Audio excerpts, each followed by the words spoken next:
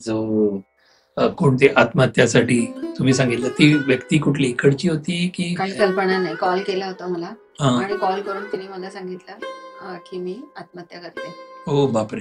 तर मी म्हणाले की ठीक आहे, आत्महत्या करणारच ठीक आहे, पण आत्महत्या करण्या अगोदर एक काम कर म्हटलं, तुझ्याबरोबर हॉस्पिटलला जे ऍडमिट होते ना, त्यांच्याशी तुझी मैत्री झाली असेल, त्यांचं मत जाणून घे, त्यांना काय वाटतं आणि त्यांच्यासाठी काहीतरी करता आलं तर बघ. आणि मग ती खूपच इन्स्पायर झाली आणि ती आज त्या लोकांसाठी कार्य करते अखंड नॉनस्टॉप. अशा अनेक किती किस्से असतील, अनेक गोष्टी आहेत. ड्रग ऍडिक्शन वाले आहे, ज्या महिला ट्रॅफिकिंग मध्ये आहेत त्यांच्यासाठी, अशा महिला पण आज स्वतः उभे राहतात आणि त्यांचे प्रॉब्लेम सॉल्व्ह करतात. असे किस्से तुम्ही पुस्तक लिहू शकता किस्स्यांवरती. एक हा वेगळी गोष्ट, पण असे किस्से जे stories, real stories which can inspire, त्याच्यामधून प्रत्येक गोष्टीमधून काहीतरी सीख मिळते आपल्याला. बघायचं. एक मॅडम साठीच बोलायचं म्हटलं ना, तर अशा महिला आहेत की ज्या आता माझ्याकडे एक आई आहे, त्या वीटभट्टीवर काम करतात. आणि एक वेळ असा आला की पती वारल्यानंतर तिला वीटभट्टीवर कंटिन्युअसली काम करताना एक दिवस ताप आला जरासा, आणि 4 दिवस ती झोपून होती. बालकाने तसं तापामध्ये तिला तिकडनं बाहेर काढलं आणि ती आपल्या कल्याण स्टेशनला भिक्षा मागत होती. चालत वाड्यापासून कल्याण स्टेशनला चालत गेली आणि तिथे भिक्षा मागत राहिली. आणि तिच्यावर ते ऍडिक्टेड वाले असतात, जे ड्रग ऍडिक्टेड वाले, ते लोकांनी मिसबिहेव केला. त्याच्यानंतर मग तिचा पाय गँग्रीन झाला, तो कट होऊन हॉस्पिटलाइज झाल्यानंतर सिव्हिल हॉस्पिटलमधनं 6 महिन्यानंतर ती आपल्याकडे आली आणि आज जवळजवळ 8 वर्ष झाली आपल्याकडे आली. आज हे किती सोपं टेक्निकल हे आहे की तुम्ही वयाच्या 95-99 वर्षापर्यंत पण हे काम करू शकता सहजरीते. तो किस्सा याच्यामध्ये लिहिलाय तुमच्या वेबसाईट वरती, याच लेडीचा, छोटासा मध्ये, पूर्ण नाही पण ते असं लिहिलेलं. एक्झॅक्टली, मी नावं अशी काही नोट केलेली होती म्हणून माहिती होती. तर हे किती सहज सोपं आहे. परमेश्वराने मला जेव्हा पण माझी मुलगी गाडी ड्रायव्हर वगैरे देते ना, तेव्हा मी रस्त्यावरून जाताना लोकांना बघते, बसमध्ये चढताना, चालत जाताना किंवा बाईकवरनं अगदी जीवाचे हे करत जाताना, तेव्हा मी एक दिवशी खूप हर्ट झाले आणि मला असं वाटलं की मी चालते, मी बसले आरामात, एसी मध्ये बसले, मी चालले व्यवस्थित, आणि हे लोक किती स्ट्रगल करतात. ते मला शाप देत असतील का, त्यांना वाईट वाटत असेल का की आम्हाला हे गोष्टी मिळत नाही, ह्या लेडीला सहज मिळाल्या म्हणून. तेव्हा माझे गुरु केतन सर म्हणाले की तुम्ही सर्वांसाठी विचार करता, ते लोक आपल्यासाठी विचार करतात. हा एक फरक आहे. त्यामुळे तुम्हाला फास्ट काम मिळवण्यासाठी आणि करण्यासाठी परमेश्वराने संधी दिली, ती त्याचा उपभोग घ्या आणि चला पुढे. खूप छान, खूप छान, मस्त. बघ ना,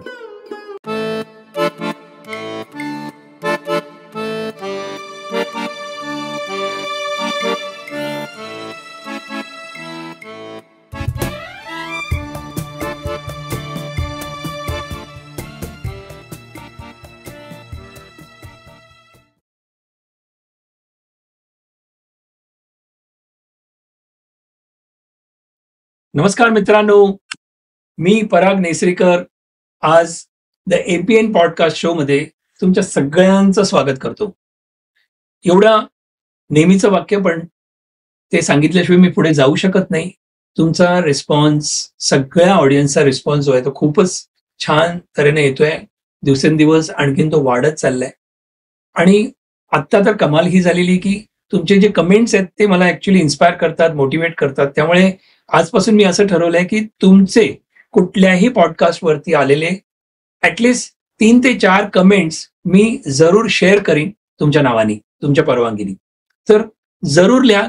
फक्त छान आहे फक्त असे लिहिणारे ते नाही देऊ शकत, पण समजा एखादा जर अभिप्राय तुम्ही दिला असेल कुठल्याही गोष्टीचा किंवा त्या एपिसोडचा, आणि त्या एपिसोडमध्ये काय आवडलं, तर ते मी जरूर आता पुढच्या एपिसोड पासून मी शेअर करायला सुरुवात करीन तुमच्या नावासहित. सो आशा करतो की पुढे जाऊन तुम्ही ही गोष्ट जरूर कराल, आणखीन रिस्पॉन्स द्याल, फीडबॅक द्याल, तर पुढे जातो. तर आज आपल्या समोर जे गेस्ट आहेत, तुम्ही आतापर्यंत पाहिले की कला, क्रीडा म्हणजे आपण स्पोर्ट्स मधले म्हणा किंवा कलाकार म्हटले म्हणा, स्टेजवरचे म्हणा, फिल्म मधले म्हणा किंवा आपण वेगवेगळ्या क्षेत्रातले बघितलेत, आपण सीए बघितले. पण आज आपल्याकडे जे व्यक्ती आलेले आहेत ते म्हणजे त्यांच्याविषयी मला तुम्हाला म्हणजे सांगायला एवढं आज फर्स्ट टाइम मी टच्ड आहे. त्यांना भेटलोय आम्ही बिहाइंड द सीन्स खूप काही गोष्टी बोललो. पूजा पण त्यांना भेटून आलेली आणि त्याच्यानंतर जी एवढी की कधी एकदा यांचा एपिसोड आपण म्हणजे यांचा पॉडकास्ट आपण करूया असं झालं आणि त्यांनी आज आपल्याला ते लाभलेले आहेत ते म्हणजे योजना करत. Thank you so very much. Thank you योजनाजी, तुमच्या खरोखर बिझी अमूल्य वेळासाठी थँक्यू सो मच. तर आमच्या या स्टुडिओमध्ये तुम्ही आलात आणि आपण आता पॉडकास्टला मला म्हणजे 2-4 दिवस मागच्या आठवड्यातच असं गोष्ट झाली की पूजा बोलली आणि त्याच्यानंतर तुमच्याशी कॉन्टॅक्ट झाला आणि तुम्ही लगेच हो म्हटलात आणि आमच्या इथे आलात आज तुम्ही तुमच्या गोष्टी शेअर करणार आहात. तर मित्रांनो, ही गोष्ट सांगायच्या अगोदर मी तुम्हाला यांच्याविषयी काही गोष्टी हे कोण आहेत, काय करतात हे पूर्णपणे तुम्हाला जरासा 1-2 मिनिटामध्ये सांगणार आहे. तर मित्रांनो, सुरू करतो. Life is not always a bed of roses. Along with beautiful moments, it has thorns too. Sometimes we face pain, struggles, and challenges. These difficulties test our strength and courage. But it is through these thorns that we learn to grow. Life becomes meaningful when we rise after every fall. Today, we bring you a story that isn't just heard, it's felt. A story of compassion, courage, and quiet revolution. She is not just a name, she is a moment. Yojana Garaji, a woman who turned grief into grace, who took the forgotten and gave them back their identity. She is the founder of Smith Foundation, an oasis of hope for those societies left behind. This is the home where Kader Bhai, who was born as a special child, was different from others. People used to be mocked. People used to mock him, actually, for his disability, but now dances with joy, not shame. Here's where Miss Dina Sequeira, once a film star with character roles as the time fades into the years, here her godfather, who took care for her from the childhood and was old and then brought her to this home as a solution to life due to financial challenges. Now, Ms. Dina Sequeira finds peace in silence, no cameras, no lights, just love. She sits looking at the sky from the window for hours into the imagination of her roles. अशा खूप काही गोष्टी आहेत, पण none other than there are hundreds more, each soul with a story each day with a second chance. This is not charity, this is a family. This is not sympathy, this is humanity. And today on the APN podcast show, we are deeply honored to hear from the heart behind it all. योजना घराची. So नमस्कार मित्रांनो, सांगितल्याप्रमाणे आता आपण ही थोडीशी clip बघितली आणि ह्यावरून आपण मी काय बोलू, मी खूप काही गोष्टी ऐकल्या. मी तुमच्या वेबसाईटवरती गेलो स्मिथ फाउंडेशनच्या आणि खूप काही किस्से ऐकले. आज मी कमी बोलणार आहे आणि तुमच्याकडून ऐकायची इच्छा आहे की तुमची ही जर्नी कशी सुरुवात झाली. आणि म्हणजे आपल्याला 2 गोष्टी याच्यामध्ये या पॉडकास्टमध्ये कव्हर करूया. एक तर मित्रांनो, आम्ही हा पॉडकास्ट असा विचार केला की हिंदी आणि मराठी, सो एक हिंदीमध्ये पण होईल आणि एक मराठीमध्ये, असं आपण करूया, चालेल? आणि आता आपण मराठीचा आपण हा एपिसोड चालू करतोय. तर योजनाजी, मला हे करायचं आहे की म्हणजे हे या पॉडकास्टमध्ये कव्हर करायचं आहे की स्मिथ फाउंडेशन हे तुम्ही चालू केलं त्याविषयी माहिती पूर्णपणे आणि ते कसं चाललंय, काय तिथे तिथले अनुभव वगैरे, आणि एक योजना करायची ह्यांची लाईफ स्टोरी कशी वळणावरून तुम्ही स्ट्रगल्स केली आणि त्याला ओव्हरकम केली. तर हे आपल्याला ट्राय करूया की तुमच्याकडून जाणण्याची इच्छा आहे. तर मला तुम्ही सांगाल का की सुरुवात ही कशी झाली, म्हणजे कुठून तुमचं बालपण, आणि इथून आपण सुरुवात केली तर चालेल? नक्कीच. या प्लीज. सर्वप्रथम दर्शकांचे खूप खूप आभार. आणि आज मला द एपीएन पॉडकास्ट शो मध्ये बोलवल्याबद्दल तुम्हा सर्वांचे खूप खूप धन्यवाद. कारण की काही गोष्टी अशा आहेत की ज्या समाजातनं आल्या आहेत आणि समाजाला माहीतच नाहीयेत. आणि त्या माहिती व्हाव्या त्यासाठी मी इथे आले. So nice. खरंच. सगळ्यात पहिले मी स्वतः मदर तेरेसाच्या अनाथ आश्रमातनं वाढले आणि त्यावेळेस मी खूप आजारी असायचे, खूप वीक होते आणि माझी सेवा मदर्सनी केली. त्यामुळे आज मी तुमच्या समोर आहे आणि ओके. तुमच्या समोर हे मी कार्य करते. मे बी हे काहीतरी युनिव्हर्सचं आहे, जे मी त्यांना रिटर्न करते. असं मला आज तरी वाटतंय, की युनिव्हर्सनी जे मला दिलं हे सर्व काही मी तुम्हाला रिटर्न करते. मी मदर तेरेसाच्या आश्रमातनं जेव्हा लहानाचे मोठे होत होते, तेव्हा मदर तेरेसा ह्या डिसेंबर ते जानेवारी आपल्याकडे असायच्या आणि तो सानिध्य काळ आमचा त्यांच्यासोबत खूप छान रीतीने व्हायचा. म्हणजे त्या जेव्हा यायच्या ना, तर त्यांच्या आजूबाजूचा ऑरा खूप वेगळा होता आणि त्या कशा बोलतात, त्या कशा वागतात, त्या कशा राहतात, त्या समोरच्याशी कसं वागतात, ह्या सगळ्या गोष्टी खूप जवळून आम्ही अनुभवलेल्या. हे तुम्ही वयाच्या कुठल्या वर्षीची गोष्ट सांगताय? मला तसं तर लहानपणापासूनच होतं, परंतु 5व्या वर्षापासून मला हे कळायला लागलं. म्हणजे तुम्ही तिथे होता. हे कलकत्ताला का? नाही, कलकत्त्याला खूप अगोदर होते, जन्मताच होते. ओके. परंतु त्याच्यानंतर असं होतं, की वयात मुली आल्यानंतर जरा त्यांना आई-वडिलांच्या सिटीमध्ये आणलं जातं, सिंगल पॅरेंट्सच्या सिटीमध्ये आणलं जातं. परंतु मी खरोखर खूप वीक असल्यामुळे मला पहिले शिफ्ट केलं गेलं ओके. आणि नंतर मग बाकीचे हे झाले. हं. कारण की लहान मुलांचा ग्रुप वेगळा, मध्यमवयीन मुलींचा ग्रुप वेगळा, मोठ्या मुलींचा ग्रुप वेगळा, असं वेगवेगळ्या ठिकाणी त्यांना शिफ्ट केलं जायचं. तर मी त्या वयात होते 5व्या वर्षी आणि मी फर्स्ट टाईम मला असं आठवतं, की मदर रथात बसून आलेल्या हो, हो. आणि त्यांच्या समोर सांताक्लॉज बसलेले जे चॉकलेट्स फेकत होते अरे वाह! आणि मला ते दृश्य दिसत नव्हतं म्हणून मी एका भिंतीवर चढून झाडावर चढले होते, की हो. मला मदर दिसली पाहिजे म्हणून. क्या बात! आणि मला असं वाटायचं, की त्यावेळेस ना, की मला असं बनायचंय. हो, हो. हे कुठल्या वर्षीचं म्हणताय तुम्ही? 5व्या वर्षी. 5वीत नाही, 5व्या 5व्या वर्षी. वर्षी. बापरे! 5व्या वर्षी. क्या बात है! आणि मला असं वाटलं, की मला असं काहीतरी बनायचंय, हं, हं. की जी सगळं काही देऊ शकते. ती सांताक्लॉज पण देऊ शकते, ती चॉकलेट्स पण देऊ शकते आणि एवढी मुलं पुढे राहू शकतात. म्हणजे असं काहीतरी मला बनायचं. So nice. तेव्हा जाणीव झाली आणि मग त्यांना फॉलो करत पण राहिले. त्या अगोदर मला जायचंय, की तुम्ही तिथे कसे गेलात? म्हणजे असं काय म्हणजे अशी काय वेळ आली, की जेणेकरून तुम्ही मदर टेरेसा त्या आश्रमामध्ये म्हणा किंवा तिथे हां, गेलात? म्हणजे जसं सांगू शकाल का? हरकत नाही ना? नक्कीच. मी म्हणजे काही पर्सनल गोष्टी आहेत, जिथे असेल तुम्ही सांगा म्हणजे. नाही, ऍक्च्युअली असं आहे, की मी मोठी झाल्यानंतर मी फ्लॅशबॅकमध्ये गेल्यानंतर माझ्या लक्षात आलं, की हे काय झालं? हं. की मी इथे कशी आले किंवा का बरं असं झालं? तेव्हा माझ्या लक्षात आलं, आमच्या आईला मी विचारलं, की "बाबा मी इथे कशी काय?" तेव्हा आईने सांगितलं, की "जेव्हा तुझा जन्म झाला तेव्हा डॅडी वारले आणि जे ट्रेझरी डिपार्टमेंटमध्ये कामाला होते हो. आणि खूप श्रीमंत व्यक्ती होते. घरात एकुलते एक वाढलेले होते आणि शिवाय बाबासाहेब आंबेडकरांचे शिष्य होते." काय म्हणताय? नाव सांगू शकाल त्यांचं, बाबांचं? माझ्या वडिलांचं नाव सुखदेव रामजी सोनटक्के. वाह! आणि ते आंबेडकर कॉलेजला डॉक्टर बाबासाहेब आंबेडकरांचे अंडर लॉ करत होते. काय म्हणताय? हं. हे म्हणजे वडाळ्याचं कॉलेज का? नाही. नाही, Aurangabad. Aurangabad. Okay, okay. Wow! आणि अहोभाग्य. हां, तर ते झाल्यानंतर असं झालं, की बहिणीने पण तिथून डबल एम.ए. औरंगाबादवरूनच केलं. 2 नंबरच्या भावाने पण तिथून एम.कॉम केलं आणि मी स्वतः पण तिथे बी.एससीला मी शिकत होते तिथे. क्या बात है! वॉव! वॉव! तोच एक धागा, की युनिव्हर्सिटी प्लस बाबासाहेब आंबेडकरांचं नाव आणि त्यांना फॉलो करणारे माझे वडील वगैरे, तो एक धागा कुठेतरी होता. खूप छान. मग? तर आई सांगायची, की वडील वारले आणि आजीने धसका घेतला, की माझा एकुलता एक मुलगा गेला आणि ही मुलगी जन्माला आली, माझा मुलगा गेला.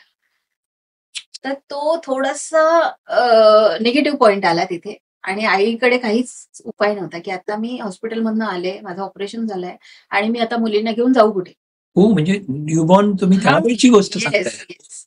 मग आम्हाला दोघींना तिने मदर तेरेसाच्या आश्रममध्ये त्यावेळेस मदर्सचं खूप प्रस्त होतं आणि तिथे ती सेफ राहील, पोटभर अन्न मिळेल, शिक्षण मिळेल, ह्या गोष्टी तिला वाटल्या. बरोबर. म्हणून तिने आम्हाला तिथे पाठवलं हो, हो. आणि 2 भावंडांना घेऊन ती सिक्युअर मध्ये कष्ट करत होती. म्हणजे औरंगाबादला. नाही. ती मुंबईला होती. मुंबईला. औरंगाबादला आम्ही म्हणजे एज्युकेशन तुम्ही जन्मताच म्हणजे थोड्या वेळातच तुम्ही डायरेक्टली मदर टेरेसा असं यायचं म्हणजे. हां. आणि त्यामुळे असं झालं, की आम्ही मदर्सला खूप जवळून अनुभवू शकतो. बघितलं. आणि ती असं म्हणतात बघा एक टाईम टेबल असायला पाहिजे. शरीराचा, मनाचा. तो टाइम टेबल आम्हाला तिथे मिळाला. क्या बात आहे. त्याला म्हणतात रोजनिशी. रोज रोजनिशी. ओके.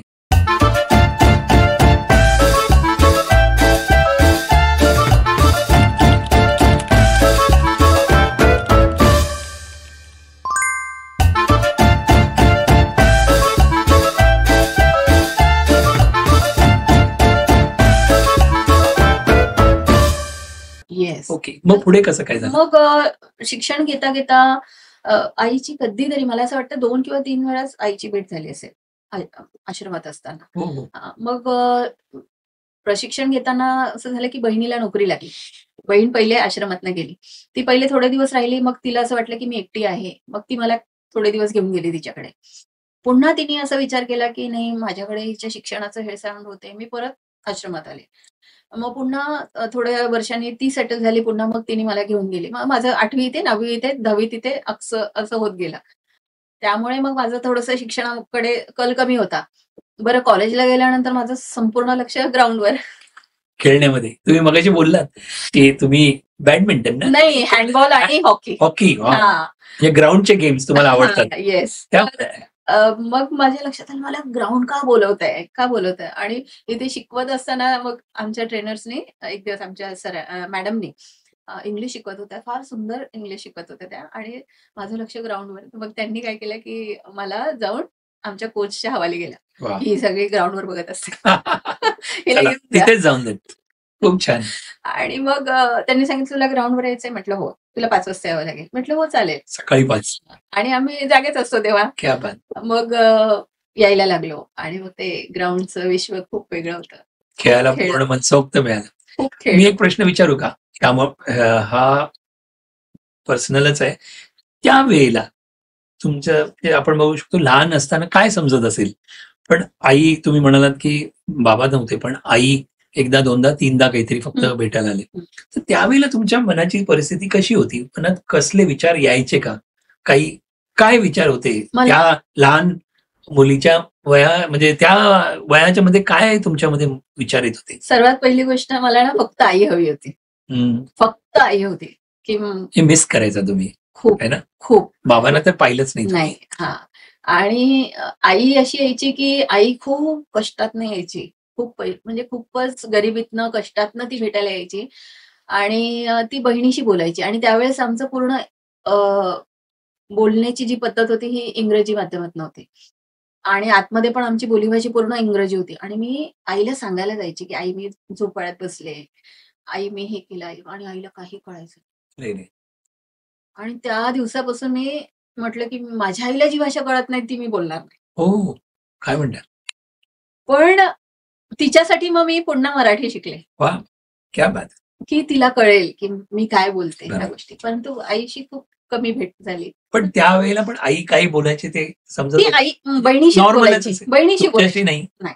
त्यांना पण मिस खराब वाटतच असं होतं मे असेल. बी परंतु तिला एक समाधान होतं हां, की एक चांगल्या ठिकाणी चांगल्या ठिकाणी सेफ वर ठिकाणी अन्न म्हणू मिळतं, सेफ्टी मिळते, अंगभर कपडे मिळतात, शिक्षण मिळतं. अजून काय हवं? एक्झॅक्टली. जे तिला तिथे बाहेर करता मुलांना आलं देता येत नसतं. नव्हतं. त्यामुळे ती खूप रिलीफमध्ये होती की माझ्या दोघींचं होतंय. मग तुम्ही त्यावेळेला अशी वाट बघत असाल ना? कारण नाही. आईची आठवण कधी आई येणार आहे का ते सांगून यायचे? सांगून वगैरे नाही यायची. नाही ना? अचानक यायची ना. हां. तर अचानक आल्यावर सरप्राईज गिफ्ट हां, होत होते म्हणजे. म्हणजे ऑफिसमध्ये कळत असेल, परंतु आली हे मला सांगितलं. अचानक कळायचं. ओके. आणि त्यामुळे माझ्या मनात अशी तिची आठवण किंवा तिला आठवणीत राहील अशा काहीच गोष्टी नाही. काही नाही. आणि जेव्हा मी तिथून बाहेर आले, तर फर्स्ट टाइम मी जेव्हा आईच्या घरी आले, तेव्हा मी बघितलं पत्र्याचं घर, एकच खांब, त्यालाच धरून आई कष्ट करते. सकाळी आई कष्ट करते, दुपारी कष्ट करते, रात्री कष्ट करते. मी हे आईचं नवीन रूप तिथे पाहिलं. त्यामुळे तिला बोलायला वेळ नाही, तिला असं आम्हाला जवळ घेऊन बसायला वेळ नाही किंवा लाड करायला वेळ नाही, काहीच नाही. एक वय किती असेल त्यावेळेला तुमचं? 10, 12, 13 वर्ष. हां. बस एवढंच? तुम्ही 10वी झाल्यानंतर बाहेर आलात ना, हो. म्हणून म्हटलं मी. नाही, मध्यंतरी आलेले होते, आईला भेटले आणि परत मग परत जावं जायचं. लागायचं. हां. राईट. आणि हे 10वी मुंबईमध्ये का कुठे? ठाण्यामध्ये. ठाण्यामध्ये? हो, हो, हो. ठाण्यात. ओके. आणि त्याच्यानंतर मग 18 वर्षाची झाली म्हणजे 11वी 12वी पण झालं माझं. 12वीचं काय एक्झामच चालू होती त्यावेळेसच लग्नाचा विषय निघाला. मग आता लग्नाचं कसं करायचं म्हणून मग हे कोण करत होतं? मदर्स आमच्या सिस्टर करा. ओके. Mother sisters, okay. कारण की चांगलं स्थळ आलं तर त्यांची इच्छा होती एक तर तुम्ही नोकरी करा, नोकरी करून बाहेर पडा बरोबर. किंवा लग्न करून बाहेर पडा. Very nice. आता आमची जबाबदारी संपली, कारण की 17वं संपलंय, आमची जबाबदारी संपली. अचानक तुम्हाला बाहेर काढलं आणि पुन्हा पाय घसरला, कुठे काय झालं तर त्याला जबाबदार. म्हणून त्यांनी आम्हाला जे मुलांची लिस्ट यायची लग्नाची तिथे आम्हाला ऑक्युपाय केलं. ओके. आता बहिणीचं तर नोकरी लागली होती त्यामुळे तिचा प्रश्नच नव्हता. बरोबर. प्रश्न माझा होता की आता हिचं पुढे काय, कारण की 18 वर्षानंतर तर ठेवणारच नाहीये. म्हणून मग माझं लग्न करून देण्यात आलं. तिथे माझ्या दिरांनी मला पाहिलं आणि मग तिथे त्यांनी मुलासाठी म्हणजे भावासाठी वाव. लग्नाचा असं- विचार केला. हा, आणि मग त्यावेळेस कोर्ट मॅरेज प्लस वैदिक पद्धतीने हिंदू हो. पद्धतीने लग्न झालं. पण हे कुठे लग्न झालं? ठाण्यातच ठाण्यातच. म्हणजे आश्रमच्याच थ्रू त्याचा आश्रम जो होता तो हा ठाण्यामध्ये होता. हो, मला वाटलं काय की मदर टेरेसा म्हणजे कलकत्तालाच फक्त, मदर त्याच्या वेगळ्या ठिकाणी हो, खूप ठिकाणी. हो, हो हो, वाव. खूप ओके. हा, त्यांच्या आणि म्हणजे बालपण तुमचं सगळं ठाण्यामध्ये झालं असं. Yes yes. Very nice. आणि लग्न होऊन मी गेले पनवेलला, रायगड डिस्ट्रिक्टला. ओके. मग रायगड डिस्ट्रिक्टमध्ये असं झालं की तिकडे गेल्यानंतर आता मला काहीतरी करायचंय ना, नुसतंच लग्न झालं म्हणजे होत नाहीये. आता पुढे काय करायचं, काम तर करायचंय पण काय करायचं माहिती नाही. जवळच एक लेप्रेसी केअर सेंटर होतं. हे लग्न झाल्यावर लगेच. ओके. मग काय व्हायचं, हे सकाळीच निघून जायचे ते रात्री उशिरा यायचे, त्यामुळे माझ्याकडे काही वेळच नाही. मी कसा वेळ काढू, मग मी लेप्रेसी केअर युनिटमध्ये जायला लागले. बरं काय करायचं तिथे जाऊन काही माहिती नाही. तर आतमध्ये जाण्याचा रस्ता हाच होता की त्यांनी बनवलेल्या वस्तू विकायच्या. ओके. आणि मग दुसऱ्या महिलांचं बघून त्या वस्तू आम्ही विकायला सुरुवात केली. ओके. बचत गट निर्माण केल्या, बचत गटा थ्रू आम्ही विकायला सुरुवात अरे वा. केल्या. बरंच म्हणजे पनवेल टू वाशीपर्यंत आमचे जवळजवळ 5,000 बचत गट, वा वा, खूप छान. आणि त्या बचत गटा थ्रू वेगवेगळी कार्य आम्ही करायचो. म्हणजे हे करत असताना ना तिथे कॅम्प लागायचे, मेडिकल कॅम्प लागायचे. ओके. आणि तिथे ते जे डॉक्टर यायचे लेप्रेसीसाठी, त्यांच्याकडे जे पेशंट जायचे ना, बरे झालेले पेशंट, राईट. ते अक्षरशः त्यांच्या पायावर डोकं ठेवायचे. हो. मला असं वाटायचं मी असं करू का काही, मला असं व्हायचंय. ओके. आणि मग ना सर यायचे ना जेव्हा, आता फुल काम असायचं त्यावेळेस कॅम्पच्या वेळेस, आणि मग आम्ही कंटिन्युअसली काम नॉनस्टॉप काम करता करता मी सरांजवळ जाऊन उभी राहायला लागले. सर काय करतात, सर कसे बसतात, सर कसे उठतात, सर काय बोलतात, पेशंटशी काय बोलतात, कसं डिक्टो कॉपी करायला लागले. क्या बात आहे.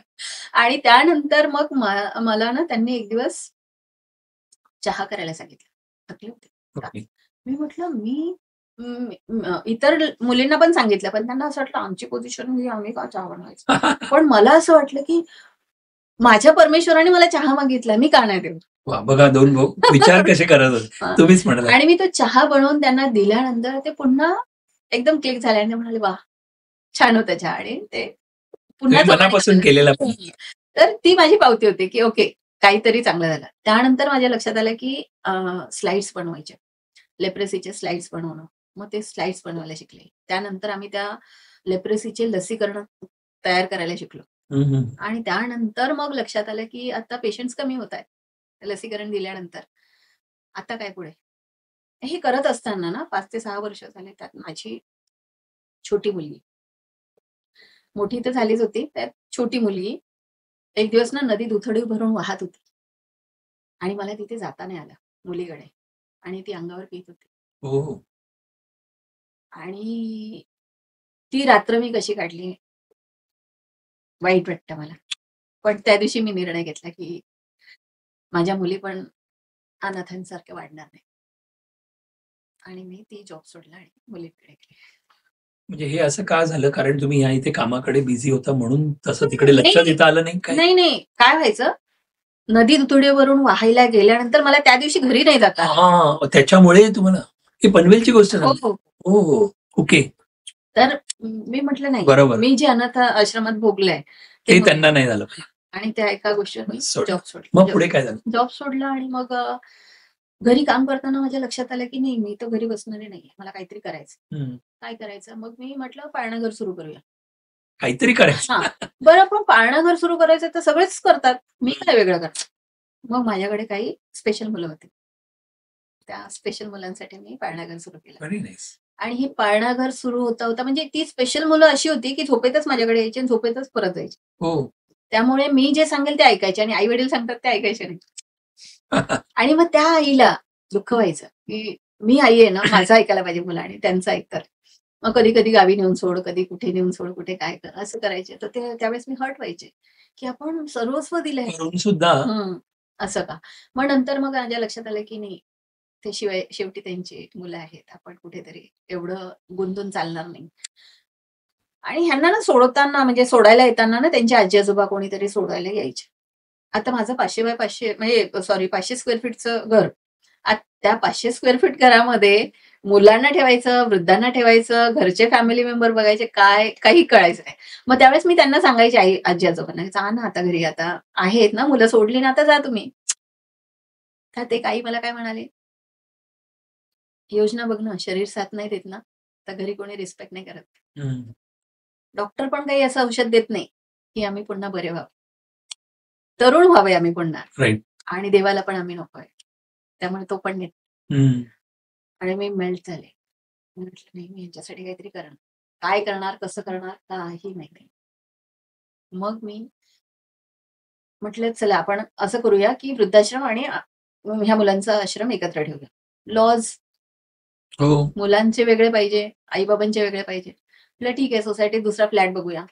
भाडं कुठून देणार? सोसायटीत तसं पण नकारच दिला, हे असले उद्योग इथे करायचे नाही. पण ही सगळी तुम्ही करताना तुमच्या मिस्टरांची परमिशन होती? ते नसायचेच ना घरात, त्याचा तो फायदा घेतला मी. म्हणजे ते बिझी होते कामामध्ये म्हणून सकाळी जायचे, त्यांना हे सगळं माहिती होतं. लोक येऊन सांगायचे तुमच्या बायकोने हे केलं. ते काहीच बोलायचे नाही, हो पण नाही, नाही पण नाही. त्यामुळे मी माझं सगळं उद्योग काम हा ह्याच्यातच वाहून घेतलं स्वतः. आणि हे करत असताना ना मग मी ना सोसायटीच्या बाहेर बघायला लागले की बाबा एखादं घर बघूया, एखादा बंगलो, फ्लॅट काहीतरी बघूया. आणि काही बंगलोज आवडायचे, सगळ्या काही गोष्टी व्हायच्या आणि पैशासाठी आता कुठून आणू ना, एवढा पैसा नाही आपल्याकडे. मग मला त्यातल्याच एका जे असतात ना मीडिएटर, रूम घेऊन देणारे वगैरे, खरेदी विक्री करणारे, काय ब्रोकर असतात, त्यांनी मला सांगितलं की मॅडम फ्री मध्ये पण देणारे आहे, जर तुम्ही असं काम करताय ना फ्री मध्ये पण देणार आहे. म्हटलं असं कोणी असेल तर सांगा प्लीज मला. आणि आम्ही पूर्ण पनवेल पिंजून काढला आणि शेवटी मला बोईसरला एका मंदिराची पडीक 13 एकर जमीन भेटली. तर प्रश्न हा होता की तिथे काम सुरू करायचं की घरीच राहायचं. आणि त्यावेळेस घरच्यांनी सांगितलं एक तर तू काम निवड, नाहीतर परिवार निवड.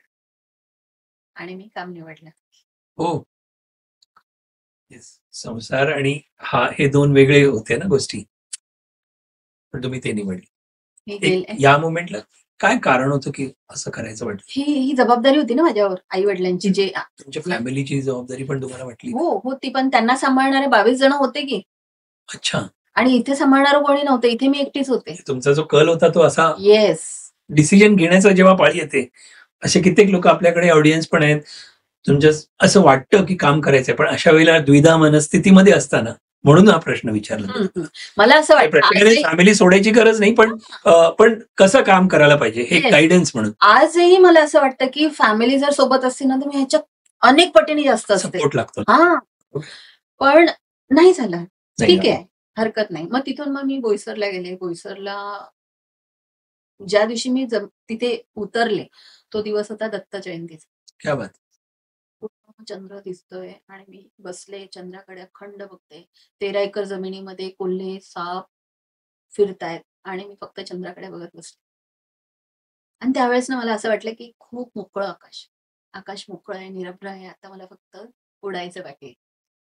वा, काय विचार.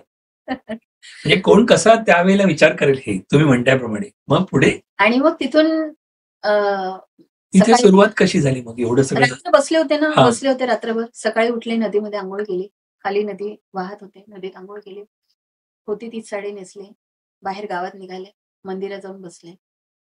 मंदिरात बसल्या बसल्या मला लक्षात आलं बाजूला भिक्षेकरी, आणि ज्यांना भिक्षा भरपूर मिळते ते यायला तयार नाही, जे अतिशय रसा तळायला पडले, आता मरणार आज का उद्या, असे लोक माझ्याबरोबर यायला तयार झाले. त्यांना घेऊन आले. बाजूला मस्जिद होती, मस्जिद मध्ये गेले, तिकडे पण अशा लोक होते, त्यांना उचलून आणलं. त्यांची सेवा सुरू केली. आता त्यांना अन्न कुठून आणायचं?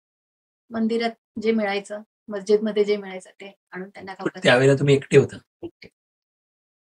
कुठून ही ऊर्जा मिळत होती तुम्हाला किंवा मिळाली त्यावेळेला किंवा त्यांचं दुःख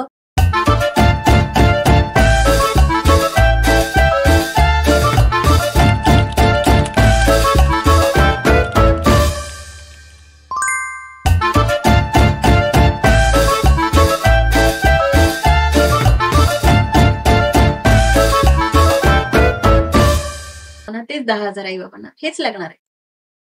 सुरुवात तिथून झाली. मग 10x10 ची रूम होती, फक्त एक ऑफिस बनलेलं होतं त्या जागेमध्ये जिथे मी झोपायचे. मग पहिला एक बेड पण नव्हता, फळी होती. एक फळी टाकली, तिथे एक आईला सांभाळलं. दुसऱ्या दिवशी गेले, दुसरी आई आली, तिला एका बेडवर ठेवलं. नंतर तिसरी आई आली, तिसरीला एकावर ठेवलं आणि मी मध्ये झोपायचे. आणि समोरच फक्त एक दरवाजा बाहेर जायला, बाहेरच टॉयलेट आणि बाथरूम बाहेरच.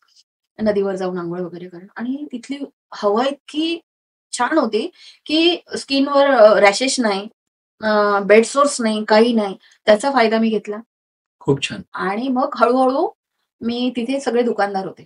त्या दुकानदारांना सांगायला लागले की मी असं असं काम करते, तुम्ही काही मदत कराल का? मग ते शुक्रवारी बाजार असायचा.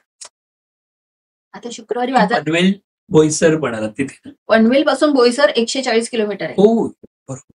मग ते लोक काय करायचे, आठवड्याचं सामान आणून द्यायचे. एका आईचं धान्य म्हणा, त्यांना चप्पल, स्लीपर, काही खोबरेल तेल वगैरे असं आणून द्यायचे. आणि त्याच्यावर त्यांचं भागायचं आरामात. आता जेव्हा 5वे बाबा माझ्याकडे आले, म्हणजे जेंट्स आले, लेडीज आल्यानंतर जेंट्स जेव्हा यायला लागले, मला वाटलं आपल्याला वेगळी रूम पाहिजे. आता काय करायचं? हो. दिवसभर तर बाहेर बसायचे, पण रात्री झोपायला तर पाहिजे ना. मग मी ना, जिथे बांधकाम होतं ना, त्या बांधकामाच्या दुकानदारांना सांगायचे की आपके पास इतना सामान है, थोडा दे दो हमें. मग ते म्हणायचे की दे तो दूं, लेके कैसे जाओगे? हम्म. मग तिकडनं म्हटलं ये ट्रक किसके जाते है? त्या मालकाचा नंबर घेतला, त्यांच्या घरी गेले. त्यांना सांगितलं तुमचे एवढे दिवसभर ट्रक जातात, एक ट्रक आमच्या आश्रममध्येच पडतो. एक ट्रक टाकायचे. क्या बात. आणि मग निधीतनं, लोकांच्या मदतीनं सुरुवात. एक रूम बांधायला सुरुवात. वा वा. हे पहिली सुरुवाती बोईसर. बोईसर. BO आहे ना? हो हो बोईसर आणि पोईसर वेगळं आहे का? हा हो आहे ना? म्हणून म्हटलं मी. हो हो ओके. बोईसर. वाव. आणि असं कशी सुरुवात झाली तुमची? तिथे जवळजवळ 150 आई बाबा झाले. हो. आणि गव्हर्नमेंट हॉस्पिटलच्या डॉक्टरांना सांगितलं, ते येऊन तपासणी करून जायचे. अशा महिला ज्या माझ्याकडे यायच्या त्यांना मी बसायला अंगण द्यायचे, सावली द्यायचे, माठातलं पाणी द्यायचे. मग त्या गावोगावी जाऊन सांगायच्या तिथे एक मॅडम असं करतात. माझी publicity, marketing. Word of mouth. आणि ते बघायला म्हणून गावातनं लोक यायचे की ही बाई कशी काय करते म्हणून. आणि अशा रीतीने त्याचा प्रसार होत गेला. आणि जेव्हा डोनेशन फुल यायला लागलं, तेव्हा त्यांनी सांगितलं आम्हाला मंदिर बांधायचंय, आता तुम्ही खाली करा. हो. मी म्हटलं खाली, तर म्हटलं कसं करायचं? 2 दिवस विचार केला. त्यांना सांगितलं डोनेशन तुम्हाला यायचं का मंदिराला यायचं?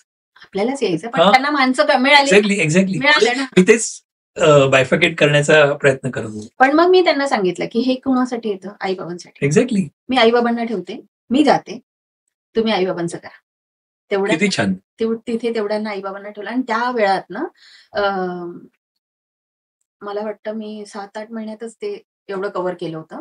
आणि आम्ही ना माझ्याकडे तिथे एक आयुर्वेदाचे डॉक्टर होते. खूप वयस्कर बाबा होते.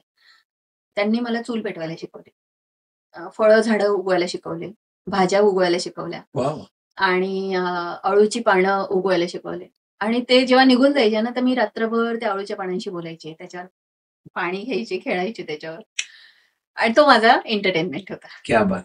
आणि मी त्यातनं फिरताना, त्या झाडांमधून जाताना सांगायचे, म्हणजे वांग्याला काटे असतात, मग काटा काय शिकवतो आपल्याला, मग त्याच्याशी बोलायचं. भेंडी काय शिकवते, टोमॅटो काय शिकवतं, त्याच्याशी बोलायचे.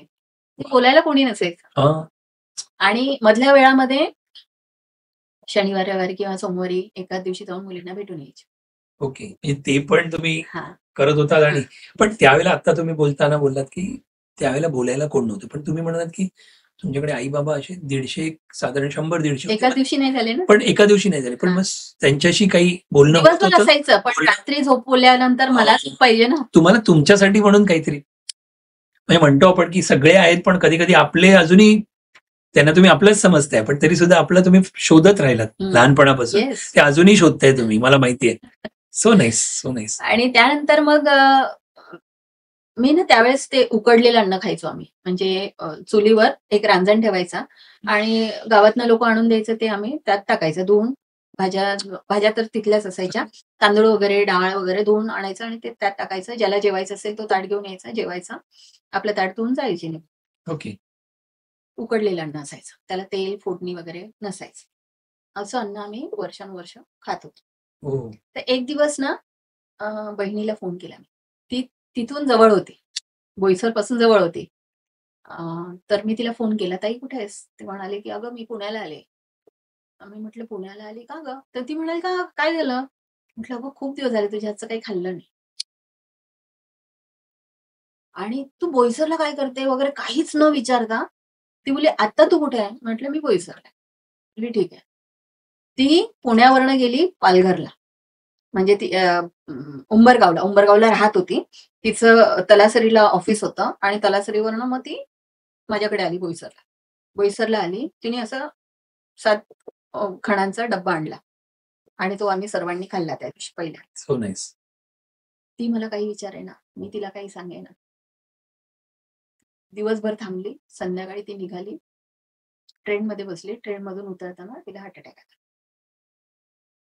की का असं? हो. कारण ती मला बोलू शकत नव्हती, मी तिला सांगू शकत नव्हते. शुगर तिचा एकदम हाय झाला आणि तिला ऑन द स्पॉट हॉस्पिटलाइज केलं. आणि मला इथून निघायचं होतं. मग मी सगळं वाइंड अप केलं आणि बहिणीकडे हॉस्पिटलमध्ये डहाणूला तिच्याजवळ राहिले. आता मी कुठे स्वस्त बसते. तिची ट्रीटमेंट डॉक्टर करत होते. तिचं झालं की बाकीचे पेशंट असायचे. सगळ्यांची सेवा तिथे सुद्धा सुरू झालं. ओरिजिनल योजनाची कामाला ऍक्च्युअली असं सेवा करणं ही सुरुवातीपासून तुमची ती एक काय म्हणू शकता, ती अंगवळणी पडल्यासारखं मे बी झालंय. मदर्सना त्याच्याने तसं झालं हां, मी तेच म्हणतो. म्हणजे तो आनंद तुम्ही ऑल्वेज घेत होतात. Yes. आणि मग आणि ऍक्च्युअली असं झालं की एका रात्री मी बहीण बेडवर झोपलेली, मी खाली झोपलेले आणि एका रात्री मला जोरात आई म्हटल्याचा आवाज आला आणि मी उठले. मला वाटलं मुलीने हाक मारली. बघते तर बाजूचा मुलगा, त्याचा हात तुटला होता आणि तो खूप हे करत होता. कळवळ. त्याला झोपवलं शांत आणि मग दुसऱ्या दिवशी ऑपरेशनला तयारी केली त्याची. असं करता करता सगळ्यांचं करत होते. ओके. आणि मग ताईची हे झाली, रिलीज झाली ताईला. Okay. सुट्टी मिळाली. तर ताई म्हणाली, ताईच्या लक्षात येत होतं मी कॉल करत होते. माझी जागा जाते, मला आता जागा पाहिजे, आता काय करायचं? ती मला म्हणाली, "माझं वाड्याचं घर आहे. तिथे तुला काय करता येईल का बघ. जागा छोटी आहे, हं. एवढी मोठी तर नाहीये, पण काही करता येतं का बघ." आणि वाड्याला गेले. तिथून वाड्या. ओके. आता वाड्याला मला शिफ्ट व्हायचंय, तर म्हटलं एकदा मुलींना जाऊन भेटून येते. म्हणून मी मुलींकडे गेले. मुलींना सांगितलं, "मी आता वाड्याला आहे." वाड्यावरनं येताना पनवेलच्या आश्रममध्ये काम करत असताना एक 65 वर्षाचे बाबा होते. ते रस्त्यावर दिसले मला आणि मी म्हटलं, "मैंने वाडा में ओल्ड एज होम खोला है, चलोगे क्या?" "हाँ ताई, मैं तो काम ही ढूंढ रहा हूँ." ते आले. मैं म्हटले, "चलो आज मैं बच्चों से मिल रही हूँ, कल जा रही हूँ मैं, कल आ जाना बस स्टॉप." आले ते दुसऱ्या दिवशी बस स्टॉपला आले. एका स्टॉपवर वाड्याला जाताना एका स्टॉपवर वडेवाला आला. वडापाववाला वडापाव. आणि मला माहिती आहे हे वडापाव खात नाहीत बाबा. हं. आणि मी सहज बोलले त्यांना, की "वडापाव खा." मी 5 वडेपाव खाल्ले हो. आणि त्यांच्या डोळ्यातनं पाणी गळत होतं. मी काहीच बोलले नाही त्यांना. म्हटलं खाऊ दिलं पोट भरून. म्हटलं, "ताई मैं आज ना 4 दिन के बाद खाना खाया हूँ. अरे रे! आज के बाद मेरी पूरी लाईफ आपके लिए." हो, हो. त्यानंतर त्या व्यक्तीने मला कधी पाणी भरू नाही दिलं बाहेरून. बाहेरची कामं काही करू नाही दिली. सगळी कामं त्यांनी आटोपली. मी फक्त आई-बाबांची सेवा करायची. हे कुठे? वाड्याला. वाड्याला. म्हणजे वाड्याला परत सुरुवात तुम्ही केली श्री गणेशायन. आणि वाड्याला असं व्हायचं ना, पेशंट तर असायचेच, पण दिवसभर जे आदिवासी लोक यायचे ना, तर ते आपले शेळी, बकऱ्या वगैरे घेऊन यायच्या. हं. कुत्रे पाळलेले वगैरे ते घेऊन यायचे. आणि आता इतर दिवशी ठीक आहे, परंतु पावसाळ्यात असं व्हायचं की आई-बाबांना आत घेतलं तर प्राण्यांना कसं आतमध्ये घेणार? हो. मग आम्ही शेड टाकले. शेड टाकली आणि मग तिथे प्राण्यांना तिथे ठेवायला सुरुवात केली. मग एका चुलीवर आम्ही काळी चहा बनवायचो, एका चुलीवर आम्ही खिचडी बनवायचो. त्या खिचडीवर आमचं भागायचं. आता त्या लोकांचा प्रॉब्लेम असा होता, की त्यांना भूक लागल्यावर काळी गुळाची दारू प्यायचं एवढंच माहिती होतं. हे कोणाचं सांगताय? आदिवासी लोक. आदिवासी. ओके. त्यांना माहितीच नाही की अन्न खायचं. आणि मी अन्न द्यायला लागले. 2 टाईम अन्न, 2 टाईम चहा. मग ते लोक जास्त अटॅच झाले. हो, हो. कारण की ते वृद्धच होते. कामाला जाऊ शकत नव्हते, कष्ट करू शकत नव्हते आणि इथे त्यांना मग तिथे मी मेडिकल कॅम्प सुरू करायला सुरुवात केली.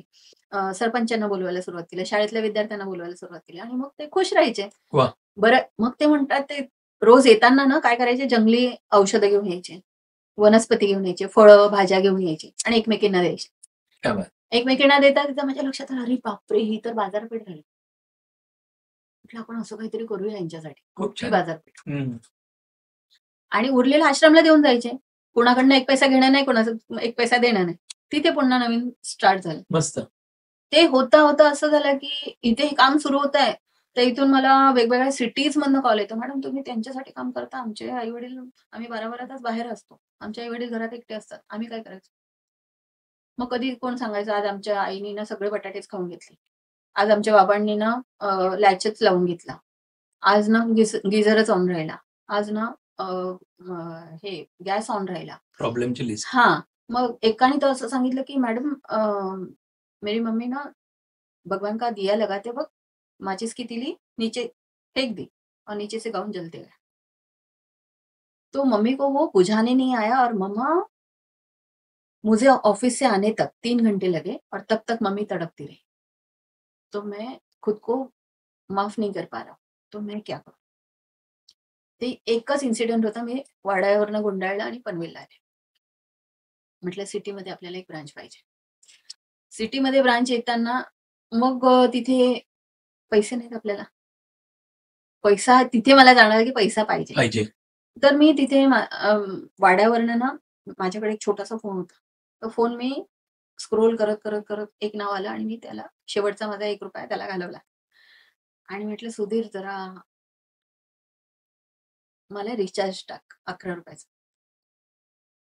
आणि त्यांनी काहीतरी ₹25 चा रिचार्ज टाकला आणि दुसऱ्या दिवशी तो बाईकवरून घाटकोपरवरून वाड्याला आला. बाईकवरून. हं, हं. "आत्या काय झालं?" म्हटलं, "काही नाही रे." "नाही, नाही काहीतरी झालंय." म्हटलं, "नाही काहीच नाही झालं." "मला सांग काय झालं?" मी म्हटलं, "नाही रे मला ना पनवेलला एक बंगलो घ्यायचा आहे काहीही करून." कारण की आधी बघितले होते मी. बरोबर. तर म्हटलं, "मला तिथे ₹1,00,000 द्यायचे डिपॉझिट." त्यावेळेस तो व्याजाने पैसे देत होता. तर तो मी म्हटलं, "चालेल," म्हटलं, "व्याजाने असेल, काही असेल." तो ठीक आहे बोलला, "ये उद्या. उद्या आपण जाऊ आणि घेऊन ये." दुसऱ्या दिवशी तयारी करून सगळं करून गेले. 11 वाजले, 1 वाजला, 4 वाजले, आलाच नाही. अय्या! मी सगळं सोडून घरी गेले. परत वाड्याला आले. म्हटलं आता काय करायचं? मग त्याने फोन केला, की "आत्या, माझी बायको बोलते, की आत्या हे पैसे देणार कसे परत? गॅरंटी पाहिजे काय?" म्हटलं, "काय गॅरंटी पाहिजे?" "नाही तू ये" म्हणा. मग एका नातेवाईकाच्या घरी आणलं. सगळ्यांसमोर तिने मला ते पैसे दिले. कुणी? सुनेने म्हणजे नातसू हो, तेच समजलं. नातसूने. आत्या म्हणणारे ते त्यांच्या मिसेसनी. हां. तर मग मी म्हणाले, "हे मला नको. तू तुझ्या हाताने त्यांना द्या, ज्यांचं घर आहे. त्यांना डिपॉझिट द्या. मग बाकीचं भाडं वगैरे आपण बघू कसं." आणि मग तो आला माझ्याबरोबर. रजिस्टर केलं, सह्या केल्या आणि ते पैसे त्यांना दिले आणि मी कामाला सुरुवात केली. पहिलं पेशंट तिथे आलं मला. पहिल्या मजल्यावरनं खाली पडलेले, कोमामध्ये गेलेले बाबा. पहिल्या माळ्यावरून पडलेले. एक बाबा आणि त्यांचंही मान हे झालेली आणि ते कोमात गेले होते. ते आले. त्याच्यानंतर एक ब्रेन ऑपरेट झालेले बाबा आले. कारण का हॉस्पिटलचं बिल परवडत नाही आणि बाहेर कुठे घरी ठेवू शकत नाही म्हणून माझ्याकडे आले. मग त्या बाबांचं करताना मग मुलींना मी तिथे घेऊन आले. तुमच्या. हं. माझ्या दोन्ही मुली कारण त्यांच्या लक्षात आलं, की बाबा आपला सांभाळ नाही करू शकत. आम्ही बाबांजवळ राहू शकत नाही. मग त्यांना माझ्याकडे आणलं.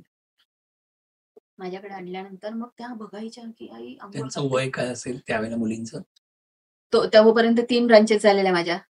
त्या फर्स्ट इयर, सेकंड इयरला होत्या. ओके. असं आणि मोठी माझी जस्ट शिपिंगमध्ये जॉबला पण होती.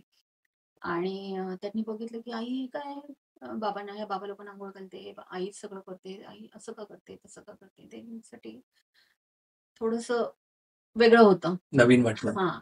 आणि नंतर मग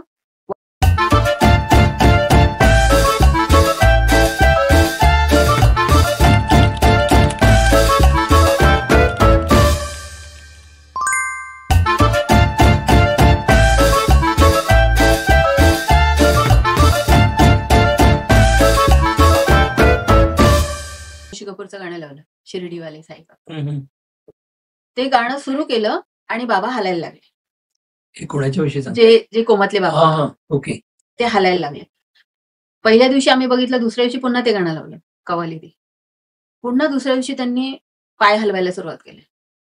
आणि जवळजवळ तिसऱ्या दिवशी त्यांनी हात उचलून बाबा म्हणून हाक मारला. क्या बात आहे. मी पहिल्या मजल्यावरनं धावत सुटले. बघते त्यांनी डायपर विपर सगळं ओल्लं केलेलं, सगळं हे केलेलं. त्यांना ते साफ केलं आणि ते बेडवरनं खाली त्यांनी डायरेक्ट माझ्या पायाला हात लावला. की माऊली काय करताय? मी म्हटलं, तुमच्या जागी माझा भाऊ असता, तुमच्या जागी माझी आई असते, माझे वडील असते, हेच केलं असतं. Very nice. त्या दिवसापासून ते आई म्हटल्याशिवाय मला पायाला हात लावल्याशिवाय माझ्याकडनं आंघोळ करून घेत नव्हते. क्या बात, क्या बात आहे. वा वा वा. तो एक अनुभव. आणि आणखीन एक आई होत्या ज्यांना राष्ट्रपती पुरस्कार मिळाले. आणि त्या आई टोटली कोमात होत्या. त्यांच्या मुलांनी सांगितलं, आम्हाला होप्स नाहीयेत, पण हिची सेवा आम्ही नाही करू शकत कारण की आम्हाला माहीतच नाही अशा बाळाला कसं सांभाळायचं. त्यामुळे आम्ही तुमच्याकडे लास्ट म्हणून आलो. आणि त्या आईला आम्ही ठेवलं. त्या आईंना म्हणजे स्पंजिंग वगैरे करताना ना मी सकाळी भोपाळी लावायची, त्यांच्या डोक्याजवळ लावायची. भोपाळी लावली ना की त्या सहजपणे मला करू द्यायचं सगळं. भोपाळी नाही लावली का त्या सारखा चिडचिड करायच्या, नकार द्यायच्या हे करायला. आणि 2 ते 3 महिने आम्ही त्यांना सांभाळलं. त्यांचं बेडसोर झालेला, तर एक सर्जन त्यांच्या बेडसोर साफ करायला यायचं आणि त्यांच्या हाताखाली मी काम करायचे. तर मी म्हटलं, सर तुम्ही इतक्या लोकांना लाईनीत ठेवून तुम्ही इकडे का येता? तर ते म्हणायचे, ही जी बाई आहे ना, आज तिच्यामुळे मी डॉक्टर आहे. हो. ते जे राष्ट्रपती पुरस्कार म्हणाले ते. हा, त्यांनी मला शिकवलं. हो हो. त्या गावाचा सरपंच आला, तो म्हणाला, मी म्हटलं तुम्ही काय येताय सारखे? तर ते म्हणाले, अहो मॅडम, ह्या लेडीमुळे आम्ही आज सरपंच आहोत. आणि त्या लेडीची सेवा करताना ना अक्षरशः मी तुम्हाला सांगते, शिर्डीवरनं पुजाऱ्यांना बोलवलं होतं की पूजा घाला, त्या निमित्ताने तरी त्या उठतील. त्यांनी पूजा घातली, सगळं सोयीस्कर, अगदी सगळं छान केलं, व्यवस्थित. एक दिवस आणि बाबांचं कौतुक असं म्हणते ना की बाबा पण वय झालं होतं. बाबांना काठी टेकत यायचे, रोज तिच्यासाठी गजरे आणायचे, तिच्यासाठी बाजूला गजरा ठेवायचे, पार्लेजीचं बिस्किट आणायचे, प्रत्येक आईला एक एक द्यायचे. आणि ती कितीही कोमात असली, काही असली तरी कंटिन्युअसली तिच्याशी असे बोलायचे जसं की ती जागी आहे आणि माझ्याशी बोलते. कधी कधी असं म्हणायचे, तू उठतेस की नाही, तर मी यांच्याशी लग्न करतो. की त्यानिमित्त त्यांनी उठते. आणि मग सगळ्यांना ते चॉकलेट उघडून देणार, बिस्किट एकेकाला देणार, खाऊ घालणार, कोणाची चादर नीट करणार, कोणाचं अशी येऊन पण ते स्वस्त नाही बसणार. मग तिच्याशी बोलून ते जाणार, अगदी काठी टेकत यायची शेवटची. आणि एक दिवस ना ती कोमातनं उठली. उठली तर ती अक्षरशः बेडवरनं अशी उडायला लागली, कारण की पार्किन्सन होता. आणि कंटिन्युअसली हालत होती, कंटिन्युअसली उडत होती. तर मग आम्ही मुलाला फोन केला. मुलगा शाळेमध्ये शिकवत होता. तो जो धावत सुटला, त्याच्या मागे बाकी लोक पण धावत सुटले. आणि तो घरी आला, चप्पल पण त्याची तिथे रस्त्यात सुटली. घरी आला, बाबा बंडीवरच होते, तसेच गाडीवर बसले. त्यांना घेऊन ते धावत आले. आईला बघितलं, इतके खुश झाले, इतके खुश, पूर्ण गाव आला पूर्ण त्यांना बघायला. क्या बात आहे. खूप खुश झाले. परंतु तिची जी अवस्था होती ना, ती बघून बाबा खूप खूप रडले. आणि बाबांनी सगळे गेल्यानंतर तिला हात जोडले की तू आता गेलीस तरी चालेल. आणि आईने तेव्हा जीव सोडला. अच्छा. हो हो. पण मग कोमामधून बाहेर आल्यानंतरची गोष्ट आहे. लगेच झालं की काही काळ? काही काळ नाही.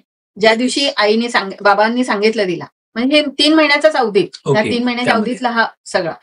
आणि मी जेव्हा पनवेलला आले ना, तर बाबांनी पहिली साडी, माहेरची साडी त्यांनी मला आणून दिली. आणि माझं ते वैभव बघितलं आणि त्यांना असं वाटलं की तू कमवलंस.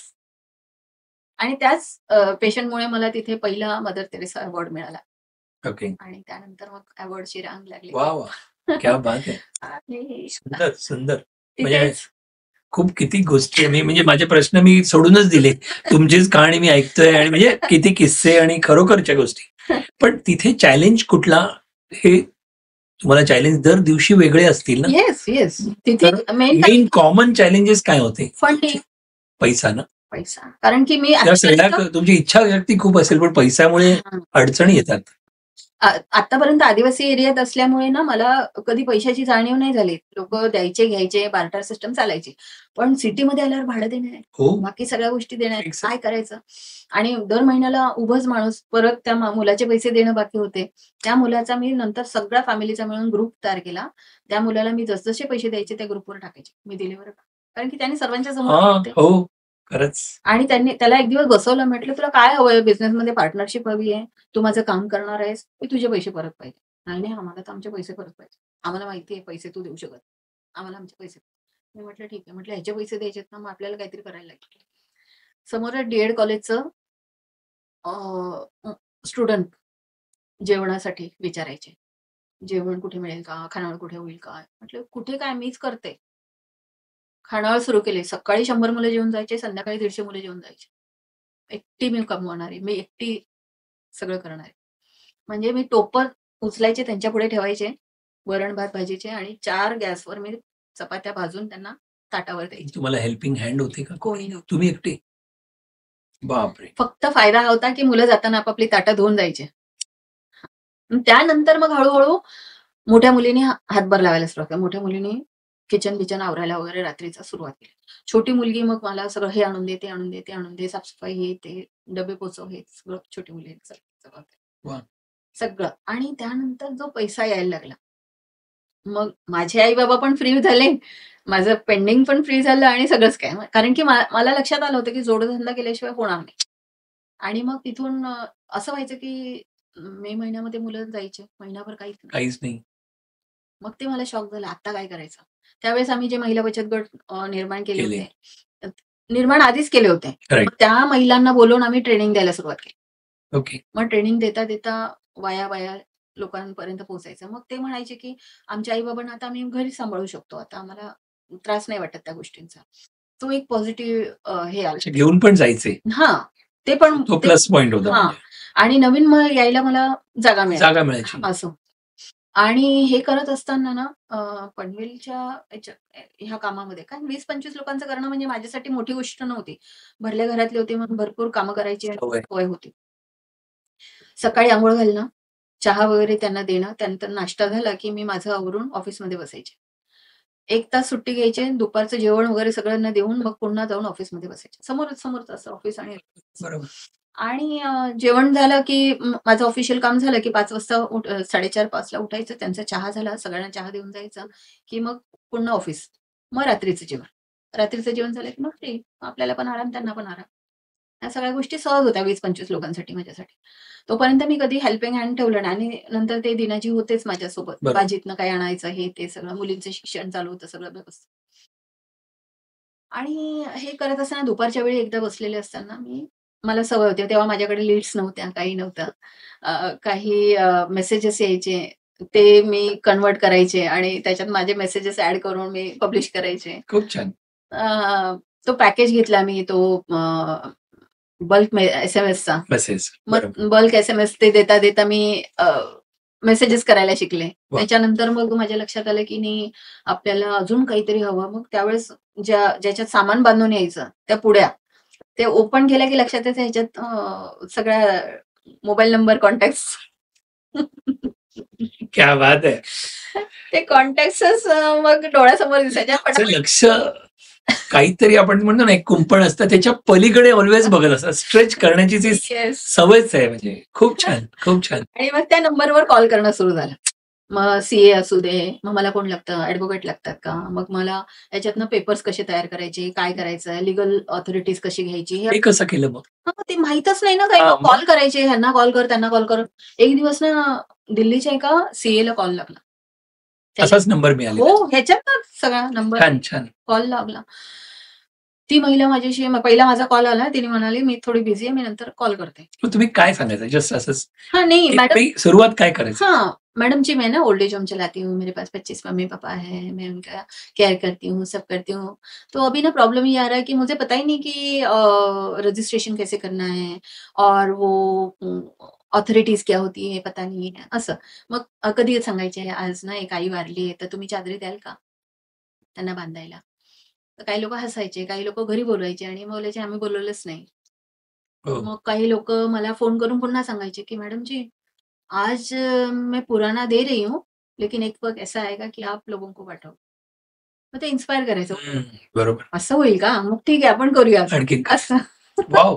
मग त्या लेडीनी तुम्हाला हेल्प केलं मग का? त्यांना मी कॉल केला ना, मग ते सीए जे होते मी कॉल केल्यानंतर त्या म्हणाल्या, "मी थोडी बिझी आहे, मी थोड्या वेळाने कॉल करते." आणि नंतर तिने मला कॉल केला. केला त्यांनी? हां, कॉल केला आणि मग ती मला 1 तास समजून घेत होती माझ्या कामाबद्दल, सगळं काही समजून घेतलं काम वगैरे. आणि मग तिने मला सांगितलं, की "मैडम आज के बाद ना आपको कोई प्रॉब्लम नहीं आएगा." म्हटलं, "कैसे?" "वो तो आप ही मुझे बताओगे कैसे?" आणि मी तिचा नंबर सेव्ह नाही केला. हां. आणि रोज माझ्याकडे मग रिटायर्ड सीए यायला लागले, रिटायर्ड पोलिसमॅन यायला लागले, रिटायर्ड माझ्याकडे वकील यायला लागले आणि सगळे लोकं. मॅडम फक्त बसायचे हां ते. "मैडम ये ऐसा होना चाहिए, मैडम ये ऐसा होना चाहिए, मैडम ये पेपर ऐसा होना चाहिए, मैडम ये वो होना चाहिए." आणि नंतर मग ते त्यांच्या कॉलेजेसना जसं आता सीए असेल तर सीएचे कॉलेजच्या स्टुडंट्सला सांगायचे. पुन्हा जर वकील असेल तर वकीलच्या स्टुडंट्सला सांगायचे. त्यांच्या कॉलेजमध्ये सांगायचे आणि ती मुलं माझ्याकडे हेल्प करायची. हां. काय बात आहे! जाण्यासारखं काही नव्हतंच. काहीच नाही. म्हणजे लूज आपण म्हणतो ना कधीतरी, की माझ्याकडे काही जाण्यासाठी नाहीच आहे, त्यामुळे भीती कसलीच नव्हती येस, आणि सगळं होतं ते ट्रान्सपरंट होतं. Yes, yes. सो त्यामुळे व्हेरी आणि नाईस. इतक्या मुलांना मी ट्रेनिंग दिली ना, इतक्या मुलांना ट्रेनिंग दिलं, त्या सगळ्यांचे मला नंतर मेसेजेस यायला लागले, कॉल्स यायला लागले. मग अजून इन्स्पायर झाले. क्या बात है! आणि मग तिथून हळू-हळू पुढे येता-येता मग जेव्हा मला पनवेलवरनं असं झालं, की मी जे अवॉर्ड्स मिळाल्यानंतर आम्ही ना एक सर होते. त्यांनी मला सांगितलं, की एक तुम्हाला शो करावा लागेल. त्याशिवाय तुमची पब्लिसिटी कशी होणार असं-तसं आणि त्यांनी मला बाहेर पडायला शिकवलं. इव्हन ते कॉल करून मला सांगायचे, "नाही तुम्ही बाहेर पडा, नाही तुम्ही बाहेर पडा." आणि मी बाहेर पडायला लागले आणि आम्ही तो शो ऑर्गनाइज करण्यासाठी तिकीट विक्री करायला गेलो. आणि इव्हन आम्ही रोटरी क्लबच्या स्टुडंट्सना वगैरे सगळ्यांना, सगळ्यांना सांगितलं आणि तो शो आतमध्ये गेल्यावर लक्षात आलं, की कोणीच आलं नाही. अय्या! तिकीटं विक्री गेली, पण लोकं आले नाहीत बघायला. मग तिकीटं गेली कुठं? मग ते आमदार खासदारांनी यांनी त्यांना दिलेले तेच.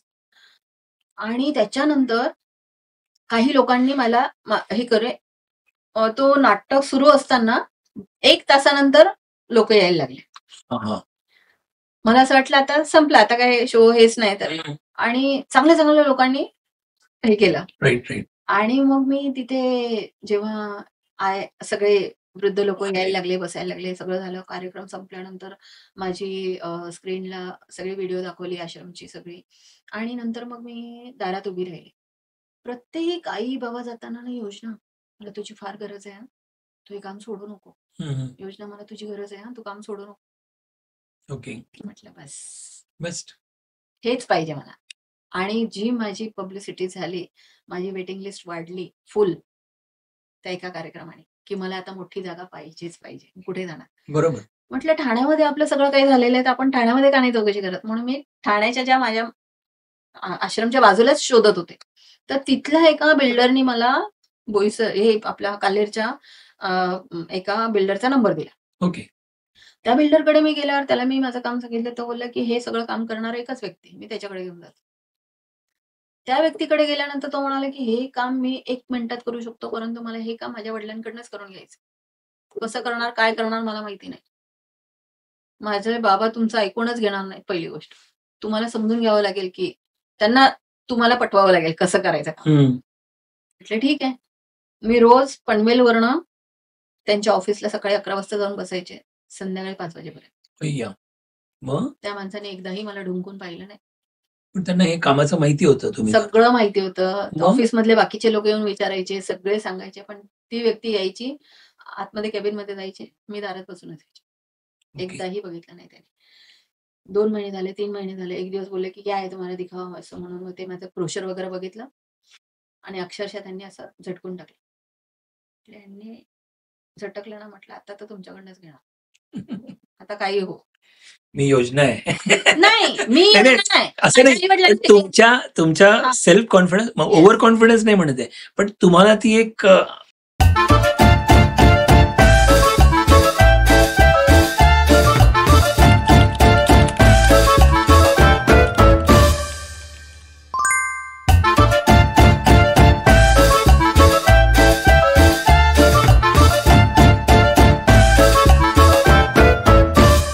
पापा जी, मैं उन लोगों के लिए काम करती हूँ जो सही में रास्ते पे है, जिनका कोई नहीं है, जिनको देखने वाला कोई नहीं है, उनके लिए काम करती हूँ. आप तो किताबी बातें बता रहे हो, ऐसा कहीं नहीं होता है. झूठ विश्वासच नव्हता. बोलते हो. नहीं, मतलब आप एक बार आश्रम आ जाइए, आप अपने आंखों से देखिए, फिर आप बोलिए आप जो बोलोगे मैं मानू. म्हणाले ठीक आहे, जा म्हणाले. गेले तर 1 महिना आलेच नाही. म्हटलं आता काय हे ऐकत नाही, जाऊ दे म्हटलं, सोडून दे, आपलं काम करत राहा. मग मी एक्सपर्टचं सोडून दिलं. मी आपलं आहे ते आई-बाबांना घेऊन सांभाळते. हे पनवेललाच चाललेलं. हां. ओके. मग एक दिवस ते आले शोधत. दुसऱ्याच आश्रममध्ये गेले. तर हो. म्हणाले, "ये क्या है? इधर कुछ भी नहीं है. हां, हां. ऐसे कैसे आप झूठ बोल रहे हो?" म्हटलं, "नाही पापाजी, ऐसे गोड, गोड, गोड बोलून त्यांना मी माझ्याकडे घेऊन आले." भर दुपारच्या वेळेला उन्हातान्हात आलेले आहे. जैन आहेत, पाणी पण पित नाही, काही नाही. ठीक आहे म्हटलं, बसले वगैरे. मग त्यांची बायको गेली. पहिल्या दोघांना पाठवलं. पहिला फ्लोर झाला आणि दुसऱ्या फ्लोरवर जाताना ती पायरीवर बसून जी ढसढसा रडायला लागली, की ऐसा क्यों बायको. करते बच्चे. हां. सगळं आश्रम आमचं दणदणाणून गेलं. आणि इतकी रडली आणि तिला बघून बाबा पण रडायला लागले. मग गेले ते उभ्या-उभ्या जाऊन बिस्किट वगैरे आणले, ताक वगैरे आणलं, सगळ्यांना ताक दिले. आणि मग बाहेर आल्यावर मला म्हणाले, "ऐसा बंगला चाहिए, ऐसा बनाओ, ऐसा बिल्डिंग बनाओ, ऐसा बनाओ, क्या चाहिए बोल. कल आप आ जाओ." क्या बात है. दुसऱ्या दिवशी 11 वाजेपासून जायचं. ऑफिसमध्ये पहिले ऑफिशियल काम करायचं. त्यानंतर मग फील्डवर जायचं. फील्डचं काम करायचं. संध्याकाळी 5 वाजता बसायचं पनवेलला. पनवेलला संध्याकाळी जेवण-खाणं सगळं करून, पुन्हा सकाळी उठून सगळ्यांचं जेवण-खाणं, अंघोळ-बिंघोळ करून त्या त्या बाबांना आम्ही तिथे ठेवायचं आणि पुन्हा ठाणा गाठायचं. 4 वर्ष अपडाऊन. रोज. हे कशासाठी? काल्हेरची ब्रांच उभी करण्यासाठी. म्हणजे ती बिल्डिंग म्हणा किंवा ते म्हणजे आत्ता जे आहे ते येस. आपलं स्मिथ फाउंडेशन. येस. हो. मग तिथे ग्राउंड आणि फर्स्ट झाला आणि मी म्हटलं, मी तर आता सगळं वाइंड अप केलं, आता तर मला यायला पाहिजे. पण ही व्यक्ती काय ताब्यात द्यायला तयार नाही. आम्हाला नावच पाहिजे आमचं, आम्हाला हेच पाहिजे, आम्हाला तेच पाहिजे. त्यांनी ज्या कंडिशन सांगितल्या सगळं ऍक्सेप्ट केलं. सगळं वाइंड अप केलं आणि गेले तिकडे. आई-बाबांना घेऊन डायरेक्ट गाडीत टाकून तिथे पोहोचले मी काल्हेरला. आणि असं झालं की आम्ही आई-बाबांना पहिले आणलं आणि सामानाची गाडी मागून यायला उशीर झाला. तर त्यामुळे आम्ही सगळ्या आई-बाबांना खालीच बसवले. ते खाली बसवलं, बघितल्याबरोबर ह्यांचा मुलगा आला आणि त्याला ते एकदम विचित्र वाटलं. खरं वाटलं. आई, की असं कसं काय तो गेला आणि त्यांनी तिथे आजूबाजूला काहीच नव्हतं. त्यांनी एका ठिकाणावरून चहाची किटली वगैरे आणून चहा वगैरे दिला. सगळ्यांना पार्ले बिस्किट दिले आणि मग तिकडे एका मशीनवर मी जेवण बनवायला सुरुवात केली. आणि मग 4 वर्षात मी वरचं सगळं बांधकाम सगळं मी माझ्यासमोर करून घेतलं. वाह! म्हणजे सगळं. आत्ता जे आहे ते. हां. आणि मग तिथे मी इंटरनॅशनल ट्रेनिंग्स घ्यायला लागले. 9 कंट्रीज मधल्या विद्यार्थ्यांना शिकवायला लागले. आजूबाजूच्या लोकांना शिकवायला लागले. इंडियातल्या जवळ-जवळ 85 स्कूल कॉलेजेस माझ्याकडे आता ट्रेनिंग घेऊन जातात दरवर्षी. हे कुठलं ट्रेनिंग? हे ट्रेनिंग आई-बाबांची काळजी कशी घ्यावी, त्यांना घरीच कसं रिस्पेक्टली वागवावं, पॅरालाईज झालं तर कशी काळजी घ्यावी, सायकॉलॉजिकल कंडिशन आली तर कशी काळजी घ्यावी, त्यांना फायनान्शियल सपोर्ट कसा करावा, ह्या सगळ्या गोष्टी आम्ही ट्रेनिंगमध्ये शिकवतो. क्या बात आहे. इव्हन हे संस्था किती टायमाचं ट्रेनिंग असतं नॉर्मली? म्हणजे का तर खूप लोक आता Yes. आपल्या या माध्यमातून बघतायत, Yes. पण त्यांना जर काही माहिती नसेल तर आपण काय असं करू शकतो का की येस येस छोट्या प्रमाणात ट्रेनिंगच्या हिशोबाने किती वेळ लागतो मला माहित नाही, तर त्याच्याविषयी थोडंसं सांगाल का? म्हणजे आता स्कूल कॉलेजेसचे विद्यार्थी येतात ना, त्यांचे 20ची बॅच असते. Okay. 20 मुलांची बॅच असते. ही मुलं जेव्हा आपल्याकडे येतात ते ऑफिशियल म्हणजे त्यांच्या शाळेच्या टायमानुसार येतात. 7 ते 12 किंवा 1 ते 5 वाजेपर्यंत Okay. ह्या वेळात येतात. ओके, तर त्या वेळातच त्यांचं कम्प्लीट करायचं. ह्या Training. मुलांचं 5 दिवसाचं ट्रेनिंग असतं 5 दिवस शाळेतल्या मुलांचं.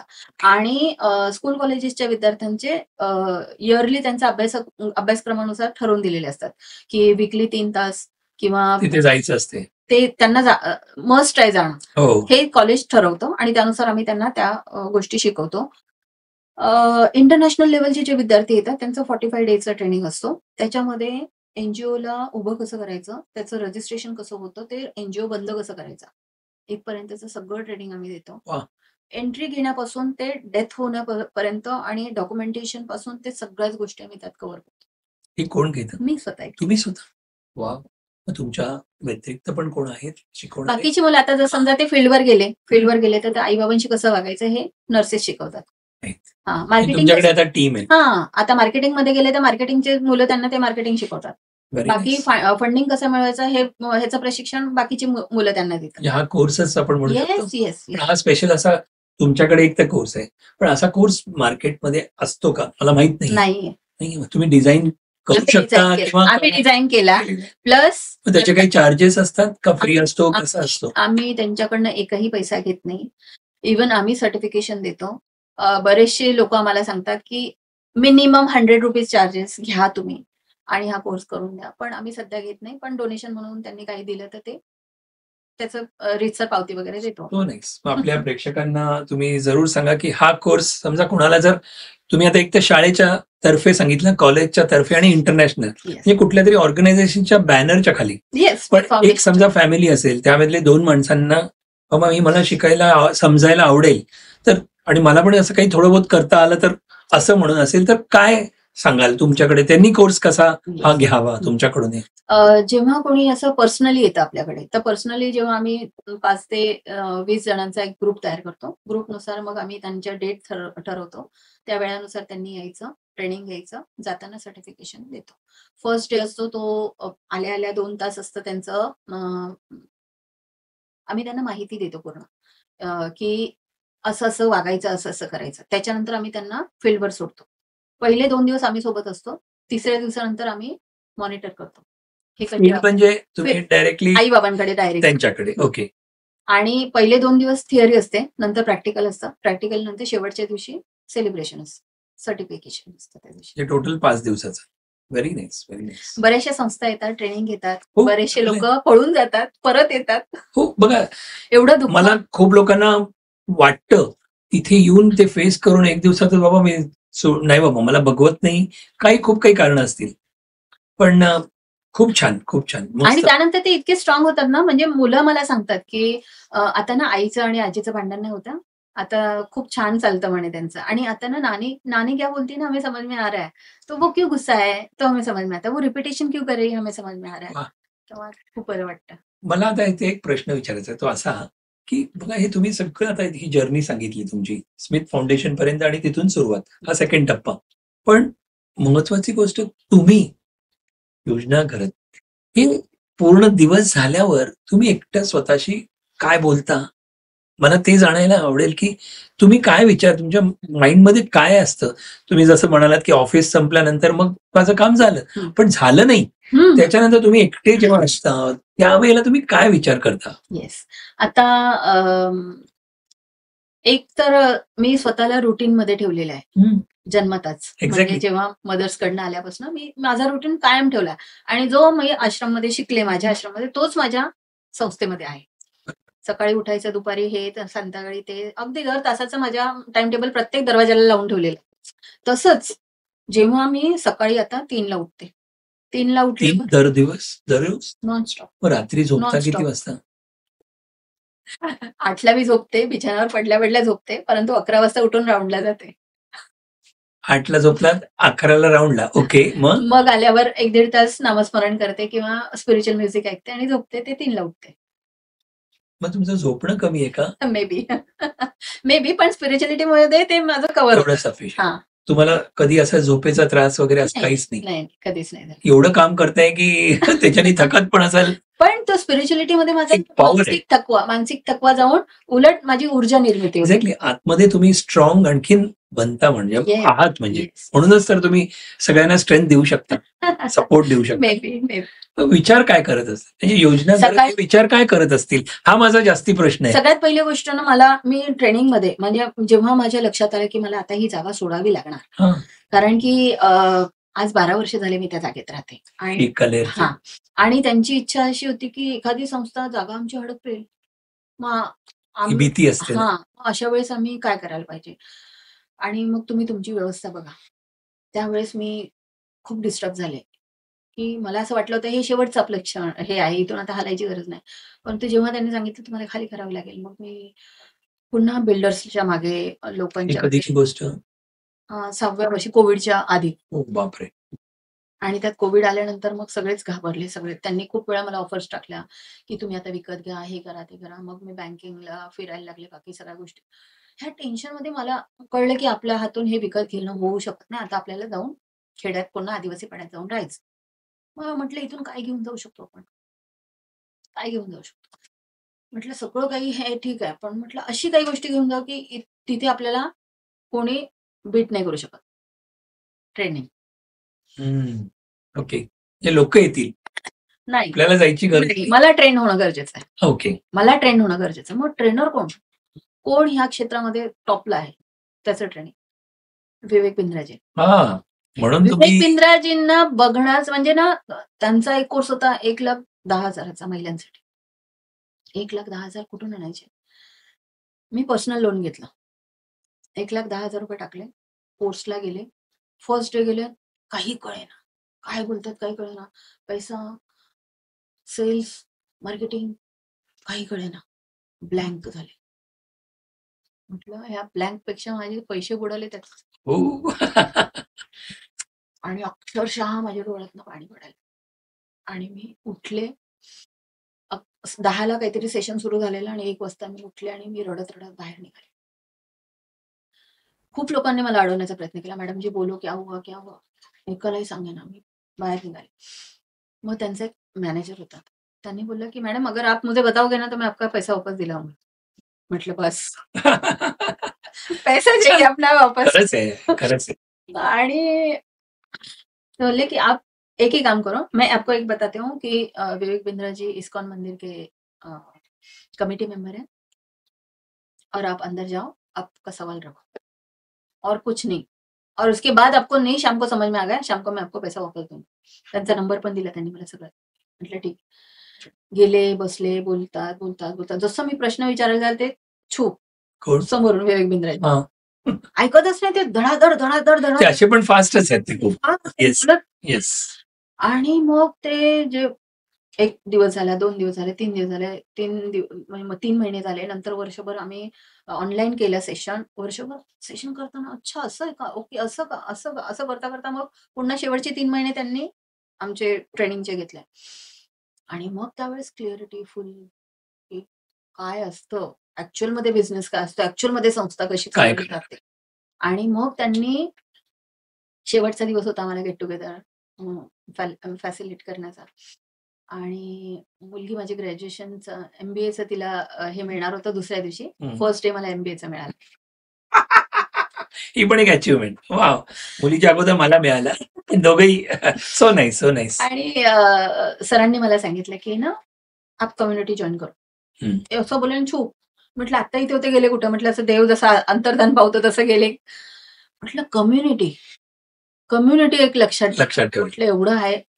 मग आले मी घरी. सगळ्यांशी बोलते. कम्युनिटी सर्च करते. काही सापडेना. एक गुजराती कुटुंब आला. म्हटलं कम्युनिटी क्या होता है? तो बोलता बोला हमारा समाज होता है, ये होता है. म्हटलं क्या होता है? वो क्या होता है? म्हटलं माझा समाज कुठून आणायचा? मग त्यांनी मला सांगितलं देखो ऐसा ना, एक पेड़ रहता है. ये पेड़ को ये पत्ती रहता है ना, ये पत्ती यानी के आपका, हाँ, लेकिन मैं आपको नहीं समझा पाएगा, लेकिन हमारा ऐसा ही है. म्हटलं अच्छा ठीक आहे. एक दिवस ऑनलाईन असंच फेसबुक चालत असताना एक सरांनी तुम्हाला काय पाहिजे? कम्युनिटी? हो म्हटलं हेच काहीतरी पाहिजे मला. म्हटलं काय आहे ते मला बघायचंय. एक्झॅक्ट. आणि मग त्यांनी कामेरकर सर होते, ते पण ट्रेनर आहेत ठाण्यामध्ये.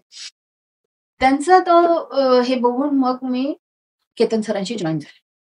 आणि मग जो केतन सरांकडे फर्स्ट डे कॅमेऱ्यात बोला, मग एडिटिंग करणं, मग कुठल्या नवीन विषयावर बोला. आज ह्या विषयावर बोलायचं, उद्या त्या विषयावर बोलायचं, परवा त्या विषयावर बोलायचं. खूप छान. आणि फुल आमचा जो कोविडचा काळ होता ना, हा फुल मी शिक्षणात घालवला. ट्रेनिंग, मार्केटिंगचं ट्रेनिंग झालं, सेल्सचं झालं, मग नंतर रिसर्च अँड डेव्हलपमेंट झालं. आणि मग नंतर दान कसं करायला हवं, का करायला हवं, ह्या सगळ्या गोष्टी. आणि त्याच्यानंतर मग आपली संस्था, ह्या सगळ्या गोष्टी. क्या बात आहे. आणि मग स्मिथ फाउंडेशन आणखीन स्ट्रॉंग फाउंडेशन. येस. आणि त्यामुळे तुम्हाला सांगते, एकही पेशंट आमच्या पूर्ण 126 मध्ये एकालाही कोविड झाला नाही. वा. खूप छान. हे तुमचं ट्रेनिंग कुठेतरी शिकलेलं सगळं तुम्ही पणाला लावलं. पण ह्यामध्ये ते जे तुमचे बिल्डर म्हणा किंवा ते जे म्हणत होते की परत ती जागा घ्यायची, ते मध्ये गप्प झाले ना सगळे. मग सगळे शांत झाले. कोविड आता पण ती भीती आहे का? त्यानंतर मग त्यांनी मला ऑफर केली हा. की एवढ्या पैशामध्ये तुम्ही विकत घ्या. म्हटलं आता मी कुठे जाणार एवढं.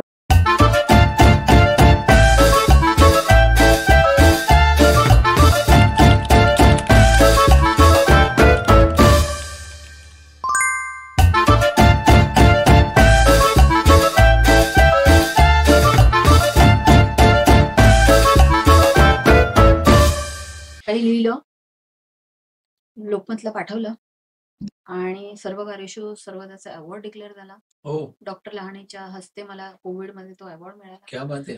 आणि त्यांचं म्हणणं असं होतं की आपल्याला एक आई बाबा होत नाही, ही बाई एवढ्या लोकांना घेऊन कसं काय करते, काय करता काय तुम्ही की ते सगळे लोक म्हणे तुमच्याकडे अशी कशी काय येतात म्हणे. खूप छान. मला म्हणाले की हे काम सोडायचं नाही. ते एकच वाक्य स्टेजवरचं त्यांचं ऐकलं आणि मी खाली उतरले. मस्त. आणि नंतर मग संपूर्ण महाराष्ट्रातनं एवढी पत्र आली की मुलीने सांगितलं, मम्मी एकही पत्र वाचू नको. खरंच. आणि ते सगळे पत्र सांभाळून ठेवले. नंतर मुलगी जेव्हा बाहेर गेली ते एक दिवस एक पत्र हातात आले.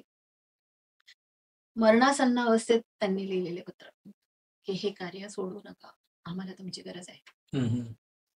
आणि संपूर्ण महाराष्ट्रातनं 28 लाख रुपये जमा झाले. वाव, खूप छान, मस्त. ते पैसे मी त्या जमिनीमध्ये इन्व्हेस्ट केले.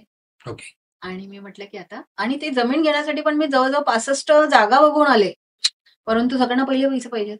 हो. हीच व्यक्ती अशी झाली की ठीक आहे थोडा थोडा देत, जैसा दोघे वैसा काम. मग आता आपली ही जागा आहे. ही जागाचं पण मला आता जवळजवळ अर्ध्याहून अधिक पैसे भरायचे आहेत. त्याच्यानंतर बांधकाम. ओके. आता बिल्डिंग आहे ना आपली? ही बिल्डिंग आहे, ती रेंटल आहे. ओके. बरोबर. दुसरी जागा जी घेतली जिथे तुम्ही म्हणताय सर्व कार्यशोच्या पैशामधनं आले. आणि त्याच्यानंतर जे डोनेशन लोकांनी दिलेलं त्या डोनेशन देऊन आपण तिथे आतापर्यंत अर्धे पैसे भरले, अर्धे अजून बाकी आहे. हे करताना शहापूरमध्ये एक व्यक्ती लास्ट स्टेजला होते. त्यांचं म्हणणं होतं की मला ही माझी जमीन कोणाला तरी द्यायची. आणि स्वामी समर्थांच्या आश्रमाचे पुजारी, मंदिराचे पुजारी, स्वामीच म्हणतो आम्ही त्यांना, त्यांनी आनंद स्वामी, त्यांनी माझं नाव त्यांना सुचवलं. ओके. त्यांचा एक रिप्रेझेंटेटिव्ह माझ्याकडे आले. त्यांनी हे सर्व काम बघितलं. काम बघून त्यांनी सांगितलं की ही जागा तुम्हाला मी देतोय. म्हटलं असं तर बरेच जण देतात, काय त्याचं आहे प्रूफ काय? त्यांनी मला रजिस्टर ऑफिसमध्ये घेऊन गेले, सही केली, नावं केली, असं नावावर केलं. म्हटलं नाही, मी असं घेऊ शकत नाही, माझ्याकडे काहीच नाही. ते म्हणाले चेक ब्लाइंड द्या. मग जी मध्यस्थी व्यक्ती आलेली त्यांनी ते सगळे चेक वाईज केले. हा. आणि 1-2 वर्षात फेडायचे म्हणून असं त्यांनी तो व्यवस्थित करून दिलं. तसे ते जमा केले आणि आज 22 एकर जमीन आपल्या ताब्यात आहे. वा, म्हणजे ही शहापूरला. आता तिथे तुमचं तो प्रोजेक्ट उभा करायचा आहे. येस. आणि ज्या दिवशी रजिस्ट्रेशन झालं तिसऱ्या दिवशी ते वारले. अरे वा वा वा, छान. पण मग आता हे जे मला समजलं की तुम्ही एक जागा आता कुठली ती सर्व कार्यशो सर्वदा ते वेगळी, फाउंटनकडेचा प्रोजेक्ट वेगळा आणि हा शहापूरचा प्रोजेक्ट. आता तुमच्याकडे हे 2 प्रोजेक्ट्स आहेत. आणि हे बांधायला किती अवधी लागेल, किती निधी लागेल असं तुम्हाला वाटतं? एक फाउंटनकडचा जो प्रोजेक्ट आहे त्याला किती तुमची त्याला बांधू किती कमी आहे? माझ्याकडे जी वेटिंग लिस्ट आहे ही कितीचं वेटिंग लिस्ट? जवळजवळ 5,000ची वेटिंग लिस्ट. हा बापरे, 5,000. हा, ही 5,000. आता आई बाबा जे आहेत ते किती आहेत? 126. आणि 5,000 वेटिंग लिस्ट आहे आतापर्यंत. पण एवढे खरोखर कशी मी सांग काय आहेत? म्हणजे आता असं झालं ना की जेव्हा पनवेलमध्ये होते ना तेव्हा मला जाणीव झाली की आपल्याला मोठी जागा पाहिजे. आता मोठी जागा म्हणजे काय आणि हे एवढे लोक कुठून येत आहेत हे बघण्यासाठी आम्ही संपूर्ण महाराष्ट्रात, संपूर्ण भारतामध्ये प्रत्येक जिल्ह्यामध्ये एक पत्रकार नेमला की बाबा तुमच्या एरियामध्ये किती लोक डिपेंडेबल आहेत त्यांची नोंद द्या. मग त्यांनी स्थानिक आपल्या गावामध्ये वगैरे चौकशी केली आणि सगळे आम्हाला व्हॉट्सअप ग्रुपला सांगितले. ह्याचा आकडा हा आला की भारताच्या जनसंख्येच्या 30% लोक निराधार आहेत आणि गव्हर्नमेंटच्या लेखी फक्त 19%. आणि हा मी स्वतः अभ्यास केल्यामुळे माझ्या लक्षात आला. गॅप आहे एवढा. येस. मग जर 30% लोक, जर आज 140 कोटी आहे तर 30% म्हटल्यावर 45 कोटी लोकांसाठी आपल्याला सेवा द्यायची आहे. मग मी डिप्रेशन मध्ये फुल, 45 कोटी लोकांना मी कसं करून सांभाळणार असं. मग एका व्यक्तीने मला सांगितलं, मॅडम तुमच्या आवाक्यात जेवढं असेल ना तेवढंच करा, एक्झॅक्टली. बाकीचं सोडून द्या. बाकीकडे आपण नाही जाऊ शकत. जास्तीत जास्त म्हणे तुम्ही त्या लोकांना ट्रेनिंग द्या आणि त्यांना आणखीन पुढे काम करू द्या, पण तुम्ही एवढ्यातच समाधान म्हणा. मग माझ्याकडे काय लिस्ट होती, माझ्याकडे 5,000ची लिस्ट. मग त्याच्यावर मी फोकस केला. बरं, ह्या 5,000पैकी आता या 12-एक वर्षामध्ये 2,000 लोक वारले, 3,000 लोक आहेत. वाईट वाटतं की त्या 2,000 लोकांना मी नाही सेवा देऊ शकले, परंतु जे 3,000 आहेत त्यांच्यासाठी मला करायचं आहे. आणि रोज त्याच्यात वाढ पण होते, घट पण होते, वाढ पण होते, घट पण होते. बरेच लोक आले माझ्याकडनं, त्या लोकांना उचलून नेण्यासाठी पण आले, पण ते लोक जायला तयार नाही. त्यांचं म्हणणं, आम्ही जाणार तर योजनाकडेच जाणार, योजना ही आमचं जे करेल ते करेल, आम्ही कुठेही जाणार, त्यामुळे ते थांबवणार. मग माझा असा उद्देश आहे की ह्या 3,000 लोकांना राहण्यासाठी मला तो प्रोजेक्ट करायचा. मग आम्ही तो प्रोजेक्ट रिपोर्ट बनवला. तो प्रोजेक्ट रिपोर्ट जेव्हा बनवला ना, त्याच्यामध्ये त्यांचं एंटरटेनमेंट आहे, त्यांचं फिजिओथेरपी आहे, त्यांचं जसं झुंबा क्लासेस वगैरे आहेत. पण तुम्ही याचे काही पैसे पण काही घेत नाही ना कुणाकडून, कारण तेवढे देण्याची क्षमता पण नसेल कदाचित. आता रस्त्यावरनं आले त्यांच्याकडनं कोण देणार? असे काही गोष्टी जे आलेले आहेत ते कोण आहेत ऍक्च्युली? आता इथे जे आलेत ना, आता बघा माझ्याकडे त्यांची मेन पीडा काय आहे? मेन पीडा ही आहे, आता ते रस्त्यावर सापडलेत, मला ब्रिज खाली सापडलेत, रेल्वे मिसिंग मध्ये सापडलेत, कोर्टात सापडलेत. पण ते तिथे काय तुम्हाला कळलं का? आम्ही ते काउन्सिलिंग मध्ये समजून घेतोय. त्याच्यानंतर मेंटल हॉस्पिटलमधनं बरे झालेत, पण घरचे म्हणतात आम्ही नेणार नाही, आम्ही सोडून देऊ कुठे पण, त्यापेक्षा मग आपण आपले आणलेले बरे. आणि मोठ्या मोठ्या हॉस्पिटलमध्ये सोडून जातात. डॉक्टर्स बोलतात मॅडम आम्ही औषधं देऊ शकतो, आयुष्यभर नाही सांभाळू शकत, ते आणून सोडतात. कोर्टामध्ये हा मुलगा म्हणतो तू सांभाळ, तो मुलगा म्हणतो तू सांभाळ, मुलगी म्हणते तुम्ही सांभाळा, आणि शेवटी आई बाबांना ते कोर्टात आमच्याकडे आणून सोडतात. आई बाबा काही बोलतात तुमच्याशी? किस्से म्हणजे की असं परिस्थितीनी मुलांबद्दल एकही शब्द बोलत नाही. माझा मुलगा चांगला, माझी मुलगी चांगली, किती आल्यावर पण येस, मरेपर्यंत तो येणार. अच्छा, ती येणार, तो येणार, तो येणारच. पण त्यांनी सोडून गेलेत किंवा असं काही तसं? मग तेच झालंय ना, त्यांनी सोडल्याशिवाय का आले ते? मग ते कधी कधी असे, हो, आम्ही त्यांच्यावर हिलिंग वगैरे करतो तेव्हा ते सांगतात, मुलांनी अपमानित केलं, मुलींनी मारलं, पुन्हा घरात हाकलून दिलं, जेवण देणं बंद केलं. मुलींनी मारलं म्हणजे? हा, घरात जेवण देणं बंद केलं. छोट्या छोट्या गोष्टी, कधी बटनाचा आवाज वगैरे झाला तरी पण आम्हाला आरडाओरड, मारहाण. दारू पिऊन व्यसनाधीन झालेले मुलं, त्यांचे तर नको तेवढा अत्याचार करतात आई वडिलांवर. खूप वाईट अवस्था आहे, खूप वाईट अवस्था. मग काही फिजिकली, काही मेंटल, काही तर टोटली मेंटल झाले. जास्ती संख्या इंची बाबांची असं काही काय आहे? पहिल्यांदा जास्ती काय होतं तुम्हाला दिसते? आता मी पाहिलंय ना की 65 आई आहेत आणि 62 बाबा आहेत. बाबा लोकांचे प्रॉब्लेम्स काय आहेत माहिती का? मी सुरुवातीला, म्हणजे मी लेडीज हॉस्टेलमधून आलेले, माझा कल नव्हता जेंट्सला सांभाळायचा, माझा कल होता की आईंना सांभाळायचा. आणि पण जेव्हा त्यांचे प्रॉब्लेम्स बघितले ना, तेव्हा असं वाटलं की माझे वडील असते आणि मी असं सोडलं नसतं त्यांना अशा काळात.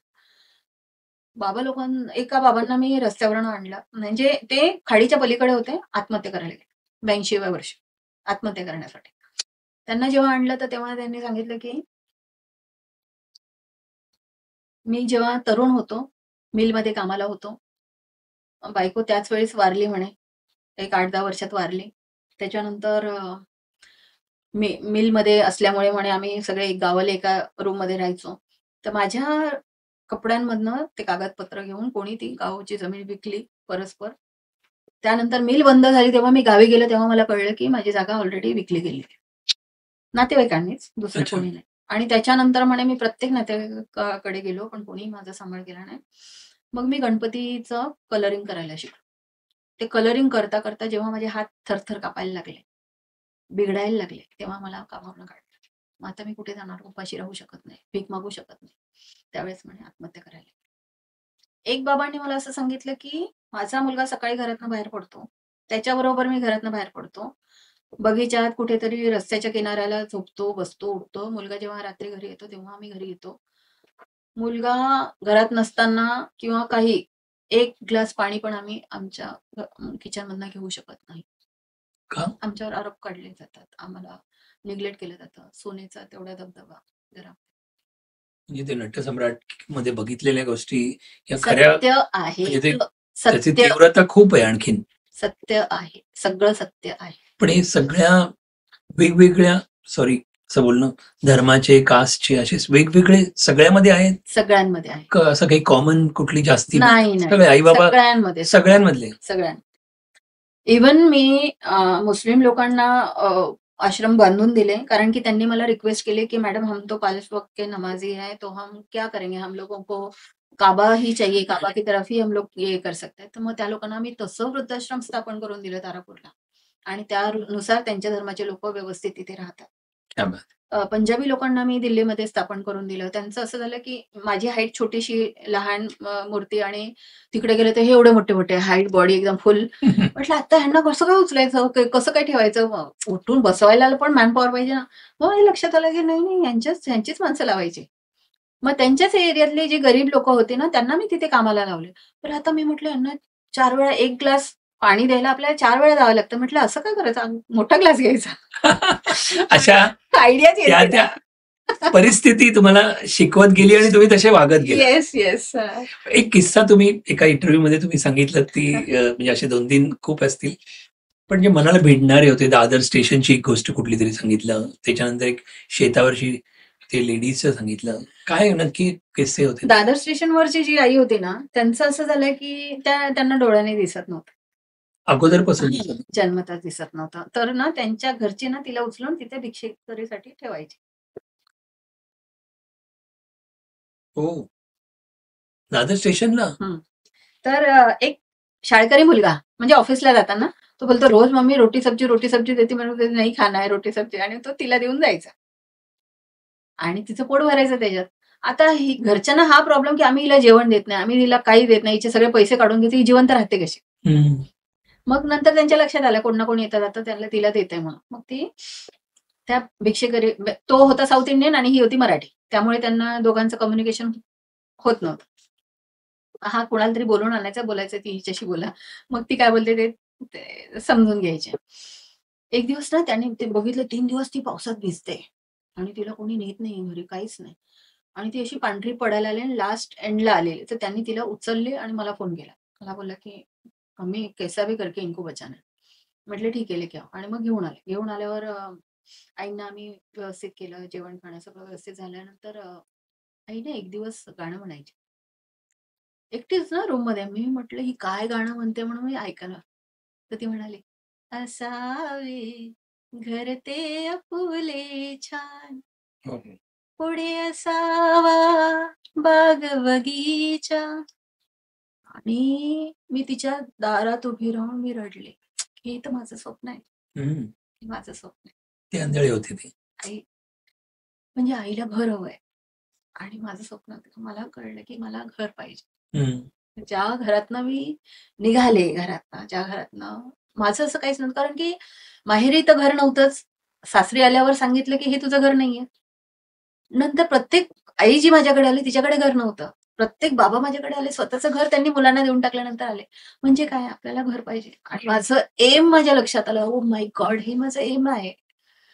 आणि मग मी कामाला लागले. हे मला करायचं. आणि आईला आम्ही बोलता बोलता नेहमी म्हणायचो की खरंच आपण असं घर बनवूया आई, आपण नक्की असं घर बनवूया. आणि मी बोलायचे तुमच्याशी? हा, अखंड. प्रत्येक आई माझ्याशी एक दिवस दिसली नाही तर दारात येऊन उभी राहणार. कुठे कुठे गेली, कशाला गेली, काय काम आहे तुझं, एवढं काय काम असतं, कशाला जातेस बाहेर.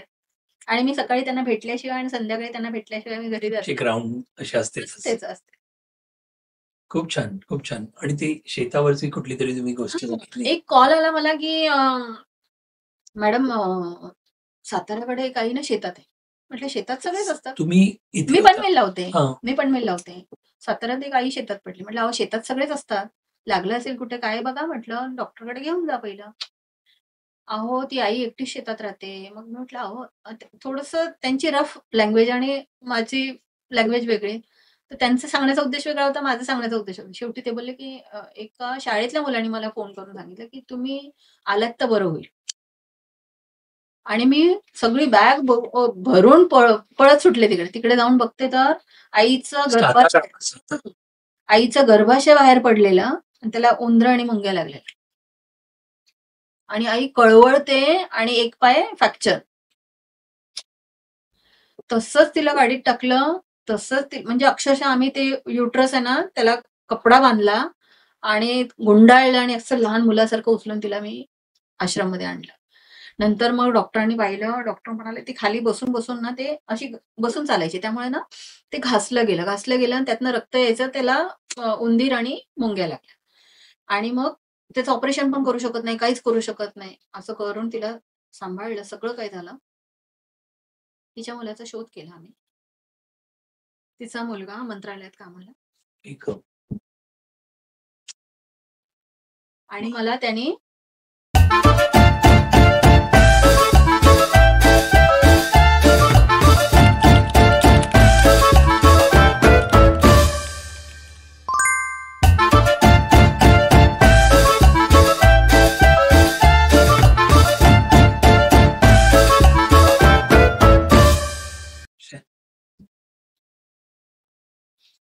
काय म्हणायचं हे जीवनमध्ये मग त्यांच्या घरचे कोणीच नव्हते का तीच मग आईला का असं टाकलं पण आपण कोण विचारणार आहे.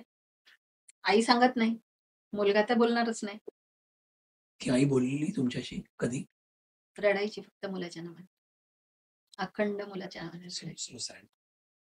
किती कठोरपणा पण दिसतोय लाईफचा हाही बाजू पण आपण एवढं बघतो माणूस की एका बाजूला बघा तुम्ही सगळं चांगल्या गोष्टी आहेत आणि या घरचे गोष्टी असतात तेव्हा असे कोणी बघत नाही. नाही, आम्ही विचारतो ना आईला म्हटलं ना की आई आई कधीतरी म्हणजे आई बाबा म्हणतात मरायचं काहीतरी औषध दे गं, नाही सहन होत आता.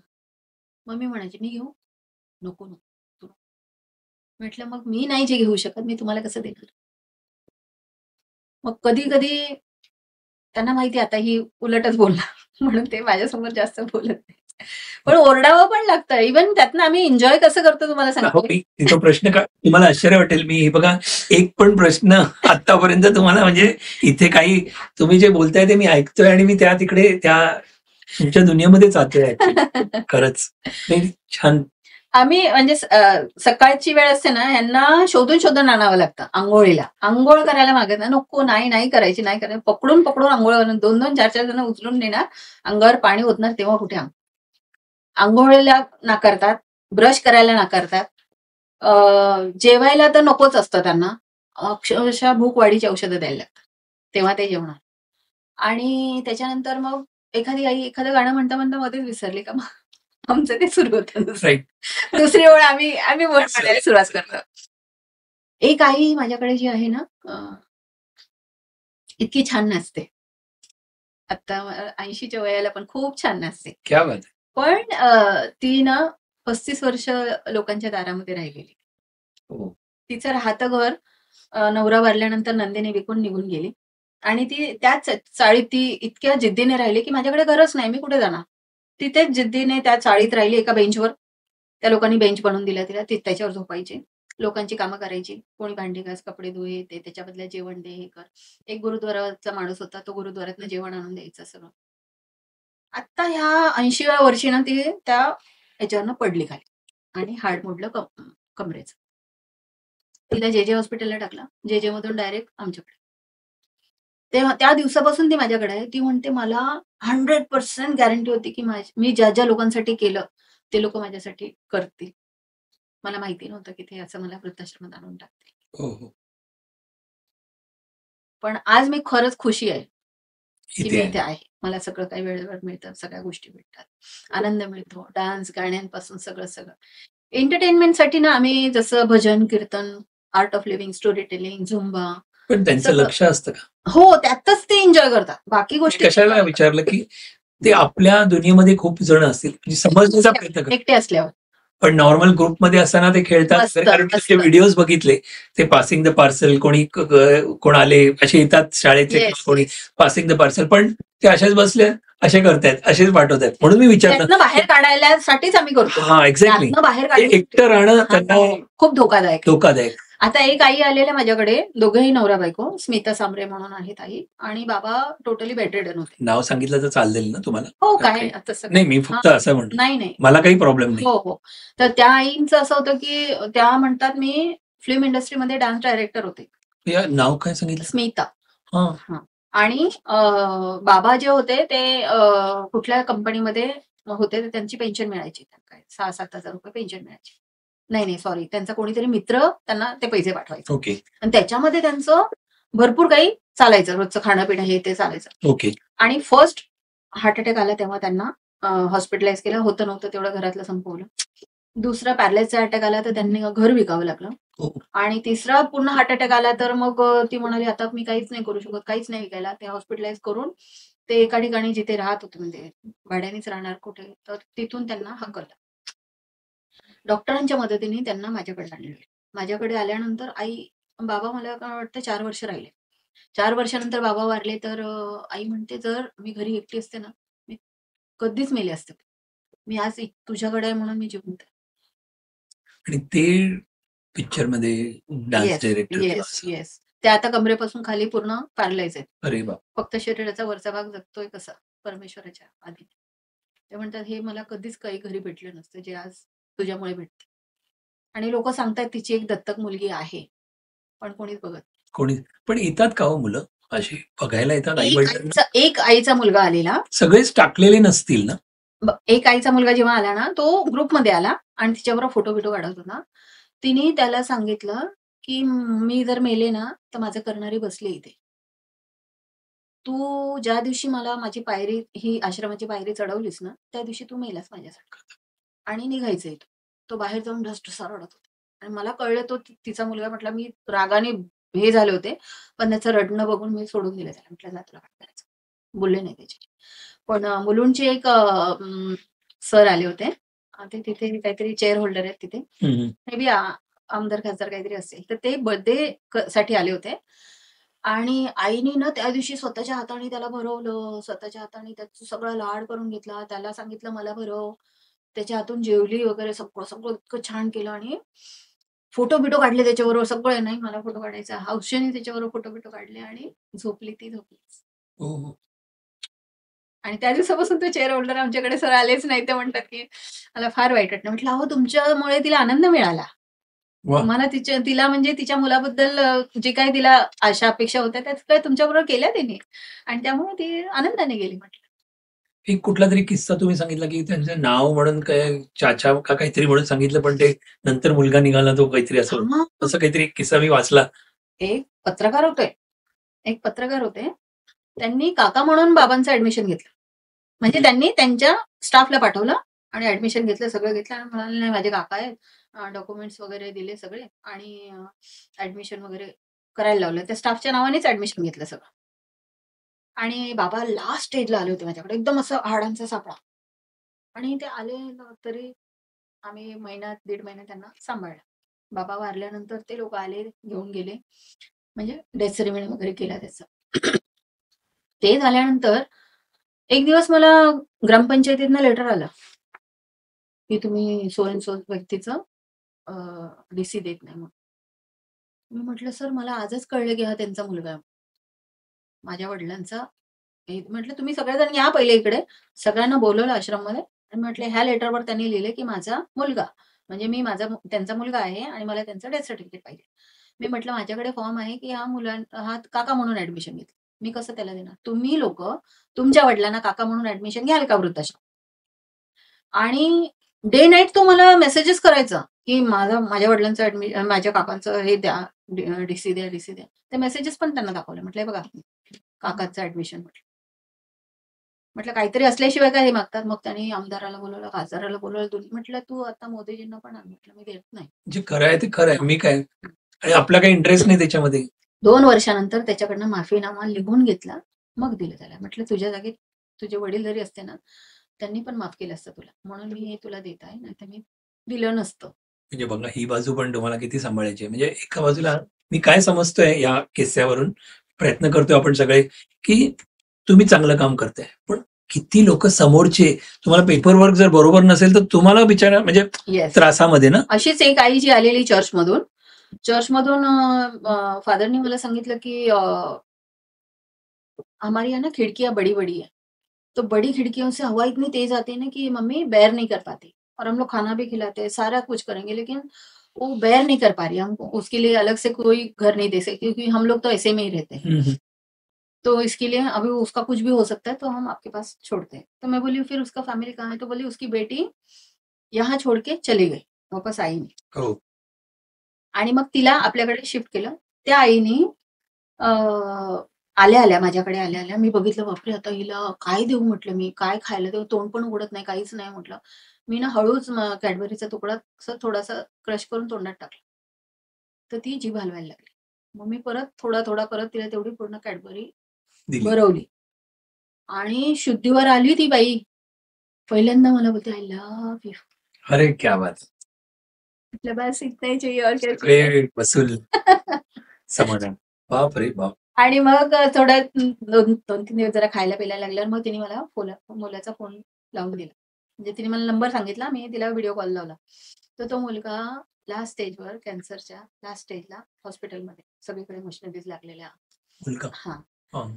तो मला काय बोलला की आपने मेरी माँ से मिलाया, मेरी माँ का केयर कर रहे हो. एक्चुअली में मुझे करना चाहिए था, लेकिन अभी मैं गॉड के पास जा रहा हूँ, मैं बताऊंगा की योजना जे ऐसा काम कर रहे हैं, उसको सपोर्ट करना. वा वा. म्हणजे अशी पण गोष्ट असते. सगळेच काही हां. कुठल्या या गोष्टीमुळे Yes. सगळे झिडकारून म्हणून नसतात, Yes. काही पण ती परिस्थितीनी पण आहे. ती मुलगी होती तिची. हां. ती मुलगी गेली, तिला कळलं माझा ऍड्रेस, ती माझ्याकडे फुल पिऊन आली. अरे बाप. आणि ज्या घाणेरड्या शिव्या दिल्या तिने मला, तिला उचलून मी बाहेर फेकून दिलं. एक्झॅक्टली. मग पोलिसांना बोलवलं तिने. पोलिसांसमोर मी सांगितलं, सगळं सांगितलं. आणि त्यानंतर मग तिला म्हटलं, हे बघ, प्रेमाने आलीस तर भेटू देणार, नाही आलीस तर म्हटलं दोन्ही भाषा मला येतात. So nice. खरंच आहे. आणि मग तेव्हा ती मला बोलली की आप सच्ची में मदर के मुंह से जैसा बात होता ना वैसा ही बात आप बोल. तुम्ही स्ट्रॉंग राहायला पण पाहिजे ना. सगळेच काही नाही तर take it for granted Yes, सारखे yes. होतील ना. आणि नाही, वाड्याला पण डोक्यावरती बाकीच्या गोष्टी खूप येतील चांगल्यापेक्षा. वाड्याला ब्रांच करताना पण ना गावातले लोक काठ्या लाठ्या घेऊन दगड मारायचे. हे असलं काय आश्रम, हे असलं काय असतं, असं तसं तसं खूप खूप लोकांनी बोललं. अक्षरशः माझ्या आश्रम मधल्या आई बाहेर यायच्या, बसायच्या नाही, मी इथेच बसणार, लागलं तर लागू दे मला. आणि सांगायचे की जर योजना नसती ना तर आम्ही कुठेतरी भीक मागत असतो. आज ती ताटाला ताट लावून बसते, आमच्या डोक्यावर छप्पर आहे. आज जे काही आम्ही 2-4 जण आहोत ते तिच्यामुळे आहोत म्हणून. नाहीतर आम्हाला सगळ्यांनी रस्त्यावर टाकून दिलं होतं. आम्ही कुठेतरी भिक्षा मागत होतो. आज तिने आम्हाला सन्मानाने वागायला शिकवलं. बरोबर. ते झालं. इथे पनवेलला असताना काही बिल्डर्स लोक फुल जीप भरून आले होते आणि मी एकटी लॉक लावला आणि मी काठी घेऊन उभी राहिले आणि जेवढं येतील नतील तेवढ्या घाणेरड्या शिव्या देऊन टाकल्या त्यांनी. मलाच आश्चर्य वाटलं, मी शिव्या दिल्या. पण त्यांना काय पाहिजे होतं? ब्रोकरेज. हां. आणि लगेच मी पोलिसांना फोन लावले. जसं पोलिसांची व्हॅन आली, सगळे गायब. म्हटलं असे पण त्रास किती सांभाळायला पाहिजे. आणि इथे बोईसरला तर रात्री बेरात्री माणसं आतमध्ये यायचे. वाव. मग मी काय केलं की मग तिकडे गावकऱ्यांना सांगून लोखंडी दरवाजा लावून घेतला. आणि म्हटलं तुमच्यापेक्षा म्हटलं हे साप आणि हे कोल्हे म्हटलं मला सपोर्ट करतात म्हटलं. बरोबर. तुम्ही म्हणजे माणसांपासून धोका होता पण ह्यांच्यापासून काहीच नाही, आणि काहीच तिथे बाजूलाच माझ्या स्मशानभूमी होती. स्मशानातली अग्नी बघत बघत शांत झोपून राहायचे रात्र. काही वाटत, अजिबात घाबरत नाही. तुम्ही तर किती अंतविधी केलेत तुम्ही, म्हणजे मी वाचलं आणि ऐकलं पण. त्याविषयी काही म्हणजे पहिलं हे जेव्हा झालं असेल तेव्हा कसं वाटलं आणि नंतर तर पहिलं जेव्हा झालं ना, माझ्या मुलीचं लग्न होतं. हां. माझ्या मोठ्या मुलीचं लग्न होतं. आदल्या दिवशी 18 मेला माझा वाढदिवस असतो. त्या दिवशी आम्ही हळदीत नाचलो वगैरे, सगळं काही केलं आणि तिला मी पाठवणी केली. म्हटलं आता ठाण्याला लग्न आहे, हॉल वगैरे आहे, तिकडे जा, मी इकडचं आवरून मी निघते म्हटलं. तोपर्यंत इथे आईचा जीव गेला सकाळी. तिला पाठवलं. आता त्या आईचा जीव गेला तर मी ना त्याच्या नातवाला फोन केला की ये रे तू. त्याच्या एकूण एक नातेवाईकांना फोन केला, सुनेला फोन केला. सून म्हणते अशा बाईमुळे आमच्या आयुष्यात जर आम्ही तिच्या कार्याला आलो तर आमची सगळी पिढी बर्बाद होईल. तिला शाप आहे आणि त्या शापित व्यक्तीला आम्ही सांभाळू शकत नाही. आई गं. आणि मुलगा बोलतो की नातू बोलतो की अशा शापित व्यक्तीला मी सांभाळायला तयार नाही. आणि जिवंत असताना आई काय म्हणायची, मी नेपाळवरनं आले, मुंबईमध्ये घरं बनवले, ते चालतात त्यांना. मी दागिने बनवले, ते चालतात त्यांना. माझ्या जन्मात घातलेली पोरं त्यांना चालतात म्हणे. आणि माझ्याच वाटेला म्हणे असं का म्हणे. मग ती विक्षिप्त झाली होती मे बी. आणि ना तिला ना एका अशा रूम मध्ये ठेवलेलं ना की ज्या रूम मध्ये तिथेच शी करायची, तिथेच जेवायची, तिथेच घाणीत राहायची. त्याच्यामुळे ना तिच्या चेहऱ्यावर, हातावर आणि इथे सगळीकडे ना पॅचेस पडले होते. एक दिवस तिला मी ना ऑइलिंग वगैरे करून अंघोळ वगैरे झालं, ऑइलिंग झाल्यावर उन्हात बसवलं. तर इथे काहीतरी हलायला लागलं. म्हटलं बघू काय होतं म्हणून ते असं काढलं तर त्यातनं वर्म्स. बापरे. मग मी सुरुवात केली. रोज तिला उन्हात बसवायचे, रोज तिचे वर्म्स काढायचे, डेटॉलमध्ये टाकायचे, रोज वर्म्स काढायचे, डेटॉलमध्ये काढायचे. आता हे माझं रुटीन झालं. एक दिवस आमची शेजारीण आली आणि तिने बघितलं आणि सगळ्यांना बोंबा ठोकत गेली. ती म्हणते, "अहो ही बाई काय करते बघा," म्हणे, "त्यांच्या आळ्या काढते, म्हणजे असले काय घाणं काम करते." नंतर मग बॉडीच्या अनेक पार्ट्स मधून आळ्या काढल्या, अनेक लोकांचे आजार पण काढले. मोठ्यातलं म्हणजे एक एक एक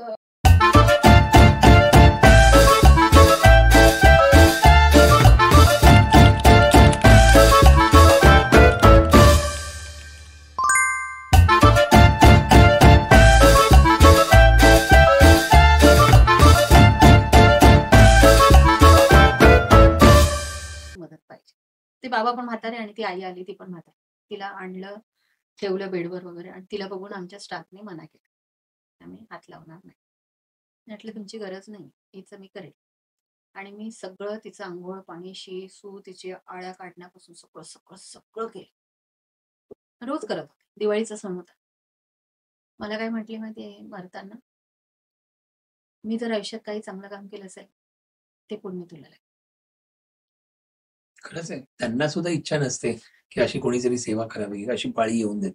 प्रत्येकाला असं वाटतं. ती बोलली, मी टॉप लेवलच्या वेश्या व्यवसायामधली मी टॉप बाई, आज माझी अवस्था ही झाली, तर म्हणे सामान्य लोकांची काय अवस्था. खरंच खरंच आहे. आणि मी तिला म्हटले की म्हटलं मला पुण्य पण नको आणि पापही नको. परमेश्वराने ह्या कामासाठी आणलंय, हे काम करत राहायचं. खरंच. मला एक प्रश्न विचारायचा आहे. आता तुम्ही ही जी गोष्ट आता आज दोन गोष्टी सांगितल्या, कोणालाच सांगितल्या नाही गोष्टी तुमच्यासोबत बोलू शकत खरंच खरंच म्हणजे थँक्यू म्हणणं पण बरोबर आहे का मला माहित नाही ऐकताना. पण मला जो प्रश्न आला तो असा की असं वेळेला काही वेळेला होतं बघा की ओल्ड एज आहे आणि कोण पडली, आई आजी कोणी पडले, त्याच्यानंतर सगळं बेडवरती करायला लागतं. असं खूप वेळेला आपण हो, बघतो. हे कुठल्याही एजला होतं हो नॉर्मली. हो हो. फ्रँकली हा. विथ ड्यू रिस्पेक्ट, कुठल्याही फॅमिली मेंबरला किंवा त्या व्यक्तीला सुद्धा ती गोष्टीमधून जायला तेवढं बरं वाटत नाही. बरोबर. तर त्यावेळेला काय करतो आपण की कोणी हायर करतो, नर्स म्हणा Yes, किंवा सिस्टर म्हणा yes. किंवा आजकाल त्यांना काय म्हणतात, हो हो काय म्हणतात? केअरटेकर. केअरटेकर म्हणतात. पण त्यांचे काही 8 तासाचे चार्जेस असतात, ते असतात. मी हे रियालिटी सांगतो, असे हो. खूप व्यक्ती बघत येस असतील, येस खूप घरात असतात आजकाल. Senior citizen, senior citizen. Yes. अशा वेळेला सगळंच बेडवरती जेव्हा होत असतं, त्यावेळेला एक आहे की ती बाहेरची व्यक्ती येते, ते करते आणि मी बघितलंय. पण हे जे तुम्ही ट्रेनिंग आता म्हणाला, हे त्याच्यामध्ये हे येत असतं का? येस म्हणजे हे कसं करावं? येस एक येस. म्हणजे का म्हणतोय की आता Yes. आजकाल त्या लोक म्हणणं बरोबर आहे का मला माहित नाही, मी काही शब्द बोलत असेल तर माफ करा. पण ते जे कॅटेगरी आपण म्हणू केअरटेकर, त्यांची डिमांड खूप आहे. Yes yes. मी बघत होतो आमच्या कॉम्प्लेक्समध्ये किंवा असं, अरे आहे का तुझ्या इकडे होतं, असं आहे, असं होतं. तर ही काही संस्था असते असं पण ऐकलेलं आहे.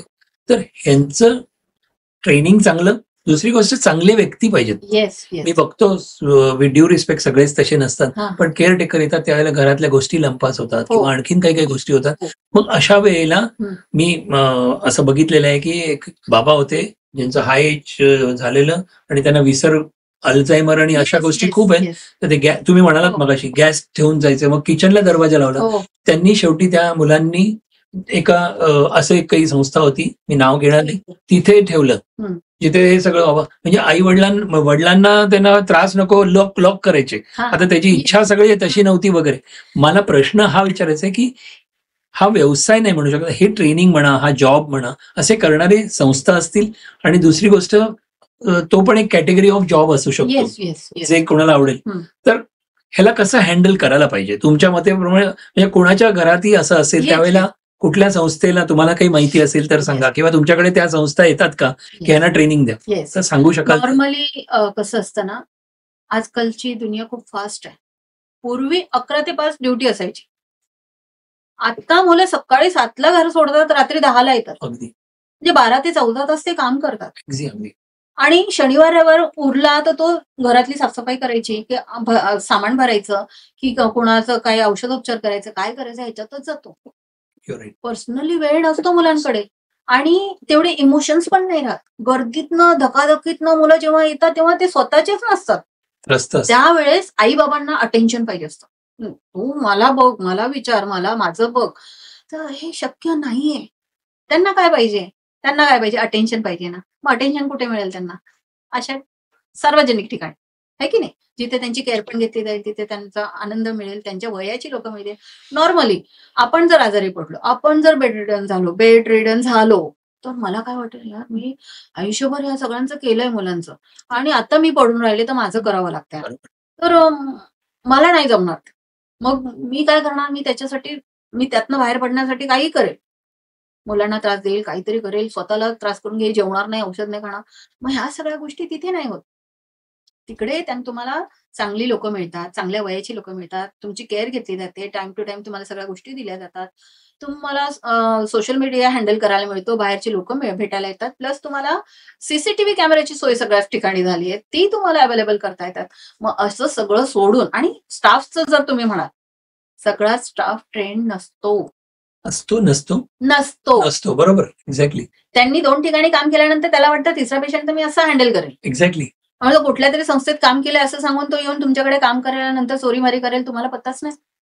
बरेचसे आई-बाबांचे दागदागिने इमोशनल पण ब्लॅकमेलिंग करतात. नसं नाही की स्वतः आई-बाबा अहो, विसरलेले असतात ना, मी बघितलेले आहेत. म्हणजे नाव नाही, येस, येस. जे कुठले जवळचे फॅमिलीज आहेत, रिलेटिव्ह आहेत, ते त्यांच्याकडचे लंपास आमच्याकडचे बाबा आलेले ना, ती वाटते म्हणजे. हो, आमच्याकडे एक बाबा आले होते. त्यांच्या मुलांनी मला सांगितलं, की त्यांचा दागिन्यांचा डबा त्यांनी स्वतः हाताने तिला दिला बाईला आणि सांगितलं, की बाई तू माझी मुलगी हे सगळं Emotion. हां आणि ती गेली म्हणे सेवा वगैरे करून. आता बाबांकडे काही उरलं नाही आणि आता आम्ही खरंच आहे, खरंच आहे. आज आम्हाला देवाच्या दयेने म्हणे काही कमी नाही. पण मग हे बाबांचं का असं झालं? हा एक म्हणजे हा प्रॉब्लेम सॉल्व्ह कसा करायचा, हा एक त्याच्यासाठी काय एक तुमचा मार्गदर्शन सगळ्यात काय? पहिली गोष्ट रेप्युटेड व्यक्ती असायला पाहिजे. रेप्युटेड म्हणजे त्याचं आधार कार्ड, पॅन कार्ड तुम्हाला जवळच्या पोलीस स्टेशनमध्ये नोंद करूनच घ्यायला हवी. दुसरी गोष्ट, तुम्ही त्यांना नोकरासारखी वागणूक दिली, तर ते नोकर म्हणून काम करणार नाहीत. माझ्याकडे जेवढे स्टाफ कामाला आहे, ती माझी मुलं आहेत. ती पहिली जेवतात, मग मी जेवते. माझ्याकडे सगळ्यात पहिले आलेलं अन्न आणि शिजलेलं अन्न आई-बाबा जेवतात. त्याच्यानंतर स्टाफ जेवतो, त्याच्यानंतर मी जेवते. मी नाही जेवू शकत का पहिले? मी त्यांना सन्मान नाही दिला, तर ते मला सन्मान कसं मिळेल? आज त्याचे प्रॉब्लेम्स जर मी सॉल्व्ह नाही केले, तर तो मला प्रॉब्लेम आणेल की नाही? आणणार प्रॉब्लेम. का? कारण की मी त्याचे प्रॉब्लेम्स नाही सॉल्व्ह केले. पण तो ती व्यक्ती पण मी जस्ट उदाहरण म्हणून मी आता जो प्रश्न काढला तो असा, की खूप अशा व्यक्तींना कदाचित तुमच्या एक असं असतं, की आपले आई-वडील आहेत. एक्झाम्पल, मी ओल्ड एज होममध्ये कसं ठेवणार? येस, म्हणजे आपण हे नटसम्राट आणि Yes. असे खूप काही गोष्टी पाहिल्या. Yes. आपण पण इमोशनल येस, येस. की लोक काय म्हणतील? मला प्रॅक्टिकली नाही पॉसिबल आहे. Yes. पैशाने पण मला पॉसिबल नाहीये. Yes, yes. त्यांचे जे केअरटेकरचा Yes, जो yes. रेट असतो, येस, येस. दिवसा रात्री महिन्याला एक फिक्स खर्च सुरू होतो. हे पॉसिबल नाही. मग मी असा कुठला तरी छोटी संस्था कमी जास्त महत्वाच्या हिशोबाने Yes. किंवा फ्री संस्था बघतो. येस.